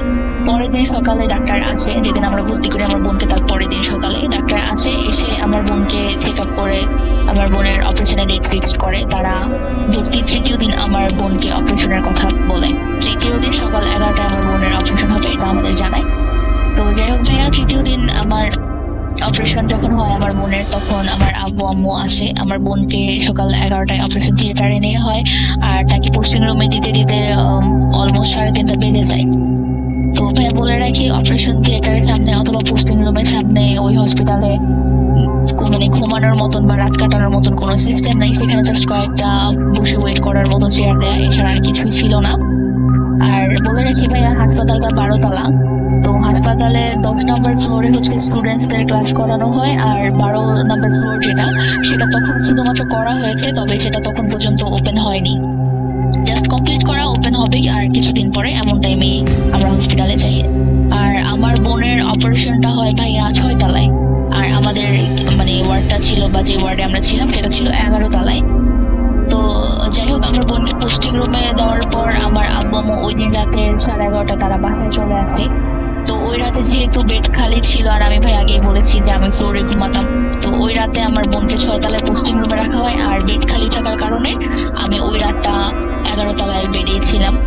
তো রাতের 11:30টার দিকে বা এরকম হবে, আমার আব্বু চলে আসার সময় আমাকে বলছে যে আমার বোনকে কিছুক্ষণ পর পর যে পোস্টিং রুমে দেখে আসার জন্য, যে তার কোনো প্রবলেম হচ্ছে কিনা। তো আব্বু যেরকমটা বলে আমি ওইরকমটাই করার ট্রাই করি। আমি ভাইয়া রাতে 12:30টায় একবার আমার বোনকে দেখে আসি পোস্টিং রুমে, 11 তলা থেকে নেমে 6 তলায় যে আমি পোস্টিং রুমে দেখে আসি। তো কোনো প্রবলেম ছিল না, যার জন্য আমি আবারও উপরে 11 তলায় রুমে চলে আসি ওয়ার্ডে। তো আসার পরে ভাইয়া আমি বেডে ঘুমিয়ে যাই। রাতের 2:30টার দিকে একজন নার্স এসে আমাকে বলে যে আমার বোনের কিছু প্রবলেমস হচ্ছে নিচে পোস্টিং রুমে, আমাকে এক্ষুনি বলছে ডাক্তার যেতে। তো ভাইয়া আমি খুব আর্লি তাড়াহুড়ো করে তখনই আমি 2:30 বাজে আমি 11 তলা থেকে 6 তলা নেমে যাই আমার বোনকে দেখার জন্য। তো আমি ভাইয়া রুমে যেয়ে দেখি যে ওইখানে কোনো ধরনের কোনো প্রবলেম ছিল না, আমার বোন একেবারেই স্বাভাবিক ছিল, নর্মাল ছিল। আর আমি পোস্টিং রুমে যেয়ে দেখি ওইখানে কিছু নার্স ছিল, কিছু ডাক্তার ছিল। আমি তাদেরকে জানাই যে আমার বোনের কি প্রবলেম, আমাকে কেন ডাকা হয়েছে। তখন তারা আমাকে একটা বিষয় বলে যে তারা আমাকে ডাকেনি, মানে আমাকে তারা নক দেয়নি বা ডাকেনি, আমার বোন সম্পূর্ণ সুস্থ আছে। তো তখন ভাইয়া আমি ব্যাপারটা খুব একটা সিরিয়াসলি নিইনি। আমি পোস্টিং রুম থেকে বেরিয়ে আমি লিফটে উঠি। আর আমরা সবাই জানি যে লিফটে অলওয়েজ একটা ফ্লোর বেশি কাউন্ট করা হয়। আই মিন যদি আমরা 6-এ ক্লিক করি তাহলে সেটা 7 ফ্লোরে যেয়ে থেমে যাবে এরকম। তো ভাইয়া যেহেতু অনেক রাত ছিল ওই সময়ে পোস্টিং রুমের সামনে বা অপারেশন থিয়েটারের সামনে কেউই ছিল না, শুধু আমি একাই ছিলাম, আর লিফটেও কেউ ছিল না। তো ভাইয়া আমি লিফটে উঠে লিফটের 10 নম্বর ফ্লোরে ক্লিক করি, যেহেতু আমি 11 তলায় যাব। আর আমরা সবাই জানি যে লিফটের ভিতরে একটা ছোট মনিটর থাকে যেখানে ফ্লোরগুলো শো হয়, আমরা কত নম্বর ফ্লোরে নামছি সেটা শো হয়। তো ভাইয়া আমি লিফটের 10-এ ক্লিক করি। ক্লিক করার পরে লিফট তো রানিং হয়, স্টার্ট হয়। তো আমি ভাইয়া মনিটরের দিকে তাকিয়ে দেখি যে লিফটের 10 নম্বর ফ্লোর শো করছে, তার মানে আমি 11 নম্বর ফ্লোরে চলে আসছি। তো আমি লিফটের 10 নম্বর ফ্লোরে দেখে আমি ভাইয়া নেমে যাই, লিফট থেকে নেমে আমি সোজা তাকিয়ে দেখি যে আমি 11 নম্বর ফ্লোরে না, আমি 9 নম্বর ফ্লোরে। তখন আমার ব্যাপারটা একটু খটকা লাগে যে আমি লিফটের মনিটরে 10 দেখেছি, তাহলে আমি 9 নম্বর ফ্লোরে কিভাবে আসলাম। তো ভাইয়া আমি তখন মনে করি যে না, হইতে পারে এটা আমার দেখার ভুল। তো আমি আবারও লিফটে উঠে যাই। এগেইন আমি লিফটে উঠে আমি আবারও লিফটে 10 নম্বর ফ্লোরে ক্লিক করি। ক্লিক করার পর ভাইয়া 2-3 সেকেন্ড লিফটে চলার পরে আমি আবারও মনিটরের দিকে তাকিয়ে দেখি যে লিফটের 10 নম্বর ফ্লোর শো করছে। তো ভাইয়া আমি আবারও লিফট থেকে নেমে যাই। এবার আমি যেটা দেখি যে আমি 12 নম্বর ফ্লোরে, এই ফ্লোরটা যেটা তখন পর্যন্ত ওপেন ছিল না। তো এবার আমি ভাবলাম যে হয়তো লিফটের কোনো টেকনিক্যাল প্রবলেমস হতে পারে। তো আমি ভাইয়া ভাবছি যে না, যেহেতু একটা ফ্লোর নিচে 12 তলায় আছি, 11 তলায় যাব, একটা ফ্লোর সিঁড়ি দিয়ে নেমে গেলে আমি 11 নম্বর ফ্লোরে চলে যাব। তো এটা ভেবে ভাইয়া আমি সিঁড়ি থেকে নামতে থাকি। তো একটা ফ্লোর নেমে ভাইয়া আমি জাস্ট শকড হয়ে যাই। আমি সেই একটা ফ্লোর থেকে নেমে দেখি যে আমি 9 তলায় আবার চলে আসছি। মাঝের 11 তলা আর 10 তলা তখন অব্দি আমি খুঁজে পাচ্ছি না। তো 9 তলায় যখন আমি যাই ভাইয়া, যে দেখি ওইটা একটা শিশু ওয়ার্ড, ওইখানে অনেক বাচ্চারা খেলাধুলা করছে ভিতরে। আর সামনে মানে কেচি গেটের সামনে কিছু ডাক্তার বসে আছে, তবে তারা আমার দিকে অনেকটা রাগান্বিত ভাবে তাকিয়ে আছে। তো যাই হোক ভাইয়া আমি অনেকটা ভয় পেয়ে যাই। ভয় পেয়েও আমি একজনকে জিজ্ঞেস করি, একজন নার্সকে জিজ্ঞেস করি যে আমি 11 তলায় যাব, আমি তো লিফটে এসেছি, প্রবলেম হয়েছিল, আর আমি সিঁড়িতে এসেও আমি 11 তলা খুঁজে পাচ্ছি না। তো যদি আপনি হেল্প করতেন তাহলে ভালো হইতো। তো উনি আমাকে যেটা বললো যে আপনি এক কাজ করেন, আপনি সিঁড়ি দিয়ে একটা ফ্লোর উপরে যান, একটা ফ্লোর উপরে গেলেই আপনি 11 তলা পাবেন। তো ভাইয়া যেহেতু আমি 9 নম্বর ফ্লোরে ছিলাম, আমি একটা ফ্লোর উপরে গেলে আমি 10 নম্বর ফ্লোর পাবো। বাট উনি আমাকে বলছেন যে আপনি একটা ফ্লোর উপরে গেলে 11 নম্বর ফ্লোর পাবেন। তখন ভাইয়া আমি যেহেতু একটু নার্ভাস ছিলাম, আমি ব্যাপারটা অতটা সিরিয়াসলি নিইনি। ওনার কথায় আমি একটা ফ্লোর উপরে উঠি। তো ভাইয়া একটা ফ্লোর উপরে উঠে আমি দেখি যে আমি এগেইন 12 তলায়, মানে মাঝের 10 তলা আর 11 তলাটা তখন অব্দি আমি দেখতে পাচ্ছি না। তো ভাই যেহেতু আমি থার্ড টাইমও আমি 12 তলায় মিস্টেক হয়ে আমি 12 তলায় চলে গেছি। তো এটা দেখে আমি অনেকটা ভয় পেয়ে যাই। আর 12 তলা ভাইয়া সম্পূর্ণ অন্ধকার ছিল, তো এটা দেখে আমি আরো বেশি ভয় পেয়ে যাই। তো ভাই আমি কি বলবো, কাকে ডাক দিব, যেহেতু অনেক রাত ছিল, আশেপাশে কাউকে দেখছি না। তো আমি ভয়ে অনেকটা শকড হয়ে যাই। ইভেন আমি কোনো কথাও বলতে পারতেছিলাম না। আর আমার হাতে ভাইয়া তখন ফোন ছিল, তবে আমার মাইন্ড কাজ করতেছিল না যে আমি কাউকে ফোন দিব, এরকম একটা ব্যাপার ছিল। তো হঠাৎ করে ভাইয়া একজন গার্ড এসে আমাকে ডাক দিয়ে বলে যে আপনি এত রাতে 12 নম্বর ফ্লোরে কি করছেন এই অন্ধকার ফ্লোরে। উনি যখন আইসা ভাইয়া ডাক দেয় আমি জাস্ট চমকে যাই। তো ওনার দিকে তাকিয়ে আমি কিছু বলতে পারছিলাম না, শুধু তাকে আমি একটা কথা বলছিলাম যে ভাইয়া আমাকে 11 নম্বর ফ্লোরে কষ্ট করে নিয়ে যান, আমার শরীরটা ভীষণ খারাপ লাগছে। তো উনি ভাইয়া আমাকে 11 নম্বর ফ্লোরে নিয়ে যায়। 11 নম্বর ফ্লোরে নিয়ে যাওয়ার পর আমি ওয়ার্ডে ঢুকে ঘড়ির দিকে তাকিয়ে দেখি তখন রাত 3:30 বাজে, 3:20 সামথিং এরকম বাজে, অলমোস্ট 3:30। তো ভাইয়া আমি অবাক হয়ে যাই যে আমি রাতের অলমোস্ট 2:30টার দিকে হবে, আমি লিফটে উঠি। আর এরপরে আমার সাথে কি হয় আমার মনে নেই। আমি প্রায় 50 মিনিট পরে আমি 11 তলায় আসি। তাহলে এই 50 মিনিট আমি কোথায় ছিলাম? আর কেনই বা আমার বারবার 12 তলা আর 9 তলা ফ্লোরটাই শো হচ্ছিল, 10 তলা আর 11 তলা কেন শো হচ্ছিল না? তো এই বিষয়টা আমি ওই রাতে একটু চিন্তা করার পর ভাবলাম যে হতে পারে এটা আমার মিস্টেক, এর জন্য ভাইয়া আমি আর এই বিষয়টা সিরিয়াসলি নেইনি। তো যেদিন এই ঘটনাটি ঘটে যে রাতে, তার পরের দিন দুপুরবেলা আমার বোনকে রিলিজ দেওয়া হয় আর আমার বোনকে বেডে রাখা হয়, বেডে এনে দেওয়া হয়। তো ভাইয়া যেটা হয়, আমার বোনকে যেদিন বেডে দেয়, ওয়ার্ডে বেডে দিয়ে আসে, সেই দিন ভাইয়া আমি যখনই ওয়াশরুমে যাই তখনই সামহাও কেউ একজন এসে আমার ওয়াশরুমে নক করতো। তো আমি বলে রাখি ভাইয়া, ওইখানে দুটো ওয়াশরুম ছিল, একটা ওয়াশরুম একটু বড় ছিল আর একটা ওয়াশরুম ছোট ছিল। তো যেটা বড় ছিল সেটা সবার জন্য কমফোর্টেবল ছিল, এর জন্য ভাইয়া আমি ওই ওয়াশরুমটাই বেশি ইউজ করতাম। তো যেদিন আমার বোনকে ওয়ার্ডে দেওয়া হয় সেদিন ভাইয়া আমি ওয়াশরুমে যখনই যাই তখনই আমার ওয়াশরুমে নক হয়। আর নকটা অনেকটা এরকম ভাই যে ফার্স্টে একটা মানে নক করে, একবার নক করে, দেন 1 থেকে 2 মিনিট যায়, দেন আবার আরেকটা নক করে। এরকম করে যখন থার্ড টাইম নক করতে আসছে তখন ভাইয়া কন্টিনিউয়াসলি নক করে। তো আমি বলে রাখি ভাইয়া, সেই ওয়াশরুমের পাশে একজনের বেড ছিল। তো আমি ওয়াশরুম থেকে বের হয়ে আমি প্রথম দিন ভাবি যে না হতে পারে ওই আন্টিদের বা আশেপাশে যারা আছে পেশেন্ট তাদের হয়তো কোনো প্রবলেমস হচ্ছিল বিধায় তারা নক করে। তবে ভাই আমি এই ব্যাপারটা লক্ষ্য করি যে আমি যখনই ওয়াশরুমে যেতাম তখনই দরজায় নক হইতো। সেটা ভাইয়া যখনই যেতাম, সেটা দিন হোক রাত হোক, অলওয়েজ মানে আমি ওয়াশরুমে গেলেই দরজাটা নক হতো। তো এই বিষয়টা একটা সময় আমাকে রাগায় দেয়। তো আমি ওয়াশরুম থেকে বের হয়ে ওয়ার্ডে সবার উদ্দেশ্যেই বলি যে ওয়াশরুমে মানুষ কোনো মানে খেলতে যায় না, এখানে একটা ন্যাচারাল ওয়ার্কের জন্য যায়, কেন আপনারা এত বারবার নক করছেন?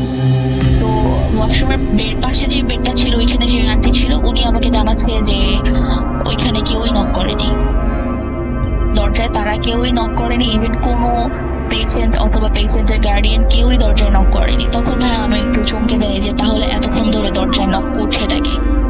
তো আমি এই বিষয়টা ওই আন্টিকেও কিছু না জানাই আর আমার বোনকেও আমি কিছু জানাইনি।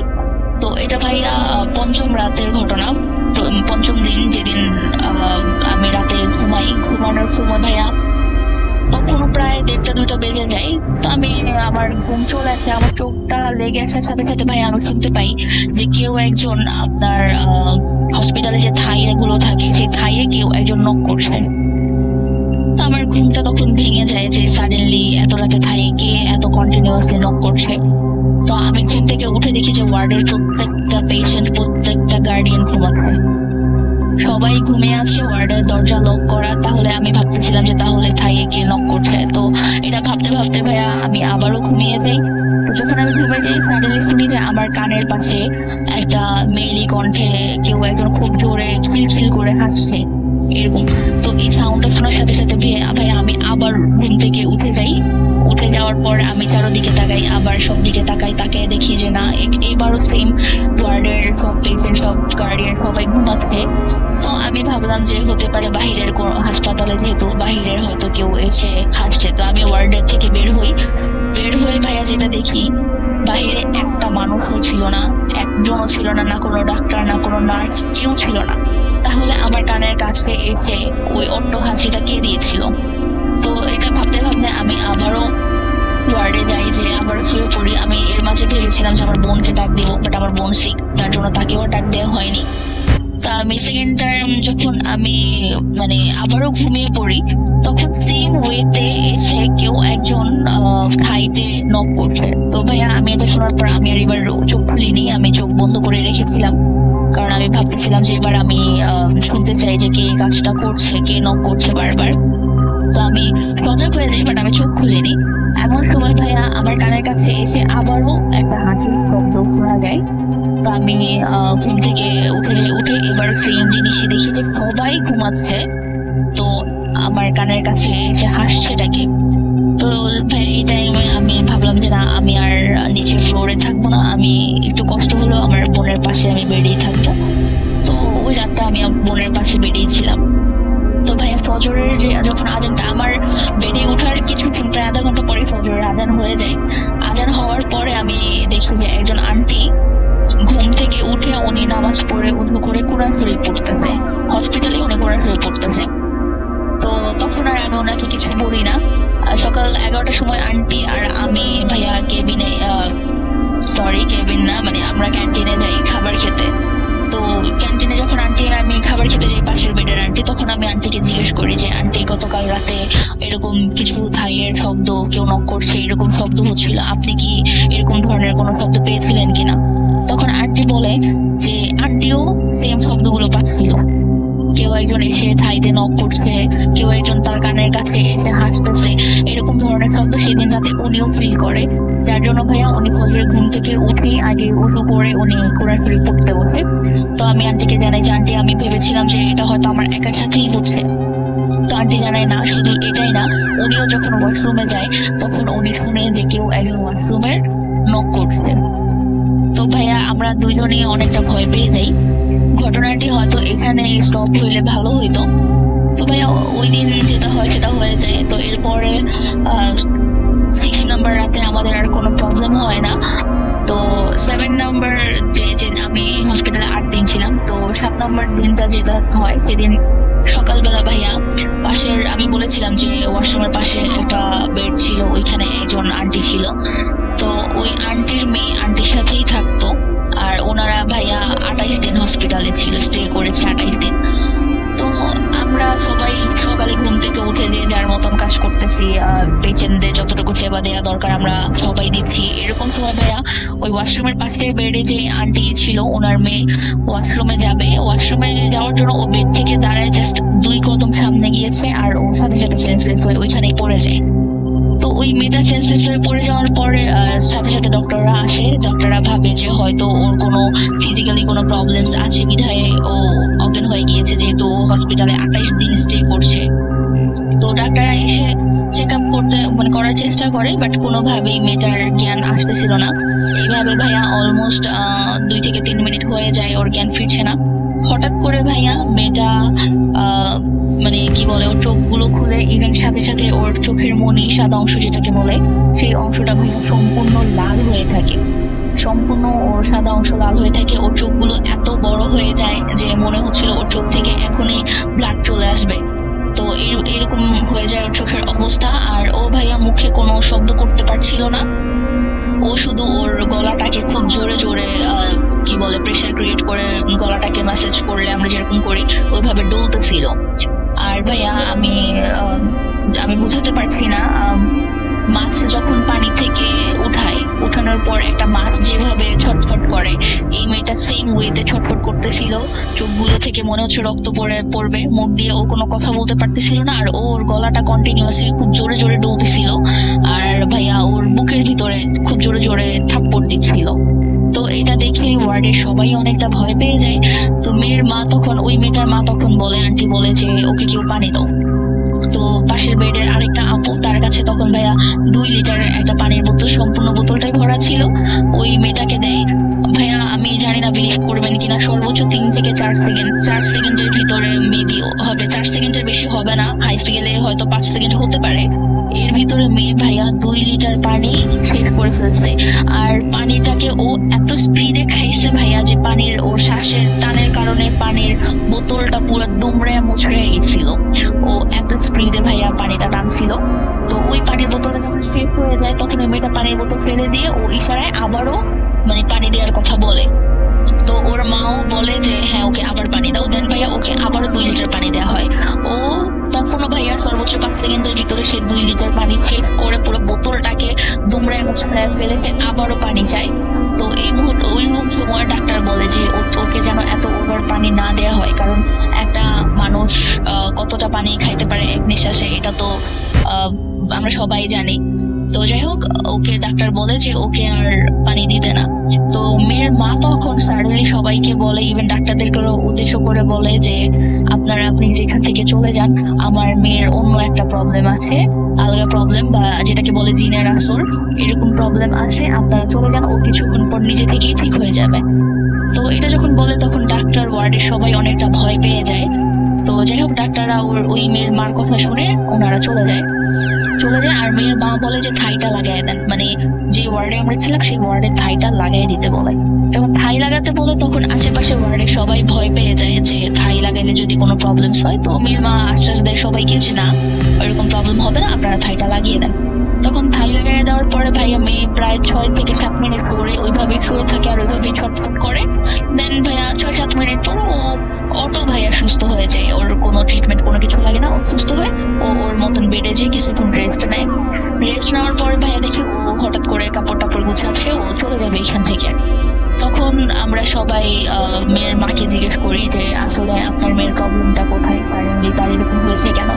তখন মেয়ের মা জানায় যে ওই মেয়ের সাথে জিন টাইপের একটা প্রবলেম আছে, অলৌকিক প্রবলেম আছে, যেটা ওই মেয়েটাকে কিছুদিন যাবত প্রবলেম করতেছে। কারণ মেয়েটা হাসপাতালে অলমোস্ট 28 দিন ধরে আছে, তো লং টাইম থাকার কারণে ওই অবয়বটা মেয়েটাকে প্রবলেম করছিল। আর যেহেতু মেয়েটা ওর মাকে রেখে হাসপাতাল থেকে বের হচ্ছিল না, সেই জন্য সেই অবয়বটা আশেপাশের বেডের যারা ছিল, ওয়ার্ডে যারা ছিল, ওয়ার্ডের আশেপাশে বেডে যে পেশেন্ট ছিল অথবা যারা গার্ডিয়ান ছিল, তাদের মধ্যে কিছু কিছু মানুষকে ওই অবয়বটা প্রবলেম করছিল, যেন এই মেয়েটা যেভাবেই হোক মানে এই হসপিটাল থেকে বেরিয়ে চলে যায়। তো ভাইয়া এই অবয়বটি মূলত এই মেয়েটাকে এখান থেকে নিয়ে যাওয়ার জন্যই ও আশেপাশের মানুষগুলোর সাথে এইভাবে প্রবলেম করছিল। তো ওই মেয়ের মাকে মানে জিজ্ঞেস করার পর যেটা জানা যায় যে এই মেয়েটার সাথে ছোট থেকেই এই অবয়ব বা এই জিন টাইপের এই জিনিসটা ছিল। আর এটা যখনই এই মেয়েটা কোথাও খুব বেশি লং টাইম স্টে করে বাড়ি ছাড়া, বাড়ির বাহিরে, তখনই এই অবয়বটি বিভিন্ন ধরনের প্রবলেম করতে থাকে। আর এই কারণেই মূলত তখন হসপিটালে এই প্রবলেমস গুলো হচ্ছিল। আর ভাইয়া বলে রাখি যে যেহেতু ওই মেয়েটা হসপিটালে 28 দিন ছিল আর আমরা হসপিটালে 8 দিন ছিলাম, তো ওই মেয়েটা থাকা অবস্থায় ওই হসপিটালের ওই ওয়ার্ডটাতে ভাইয়া মানে থাই গ্লাস যাই বলেন, জানালা বলেন, সবকিছু খুলে রাখা সত্ত্বেও মানে ভিতরে অনেকটা গরম কাজ করতো, যেটা মানে খুবই ওয়েদারটা খুব গরম লাগতো ওয়ার্ডের ভিতরে, বাট বাইরে গেলে আবার ঠান্ডা ফিল হতো। আর ওয়ার্ডের ভিতরের পরিবেশটা খুব থমথমে একটা অবস্থায় ছিল। বাট ভাইয়া ইত্তেফাক ভাবেই বলা চলে যে এই মেয়েটা যখন চলে গেছে, তো ওই মেয়েটা যাওয়ার পরে আমি আরো 2 দিন স্টে করেছিলাম হসপিটালে। তো 1 রাত আর 2 দিন স্টে করেছিলাম। তো ভাইয়া ওই মেয়েটা যাওয়ার পর পুরো পরিবেশটাই একদম পুরো চেঞ্জ হয়ে যায়। ওয়ার্ডের ভিতরে পর্যাপ্ত পরিমাণে ভালো লাগা কাজ করতে থাকে, ইভেন ওয়ার্ডটা অনেকটা ঠান্ডা হয়ে যায়। তো ওই এট লাস্ট আমরা এটাই জানতে পারি যে এই মেয়েটার কারণেই মূলত আমরা মানে কিছু কিছু কি বলে পেশেন্ট, কিছু কিছু গার্ডিয়ান আমরা এরকম প্রবলেমস এর ফেস করেছিলাম। তো এই ছিল ভাইয়া আমার ঘটনা। যদি ভালো লাগে তাহলে শোনাবেন। আজকের মতো বিদায়। আর যদি আমার এই ঘটনাটি সিলেক্ট হয় ভাইয়া, তাহলে অবশ্যই আমার আরেকটা ঘটনা আছে, আমার লাইফের সাথে ঘটে যাওয়ার কিছু ঘটনা আছে, সেগুলো পাঠাবো। জানি না কতটা বুঝিয়ে বলতে পারছি বা আপনারা কতটুকু বুঝতে পেরেছেন, তবে চেষ্টা করেছি বুঝিয়ে বলার জন্য। তো যাই হোক ভাইয়া, ভালো থাকবেন। Welcome back. আপনাদের সবাইকে অনেক অনেক ধন্যবাদ এতক্ষণ পর্যন্ত আমাদের সাথে থাকার জন্য। অনেক অনেক শুভকামনা রইল। সব সময় এই ইউটিউব চ্যানেলটি সম্পর্কে আপডেট পেতে আমাদের ইউটিউব চ্যানেলকে সাবস্ক্রাইব করুন। আশা করছি আমরা একসাথে অনেকটা পথ হাঁটবো। আজকের মতো এখানে বিদায় নিচ্ছি। সবাই ভালো থাকুন, সুস্থ থাকুন।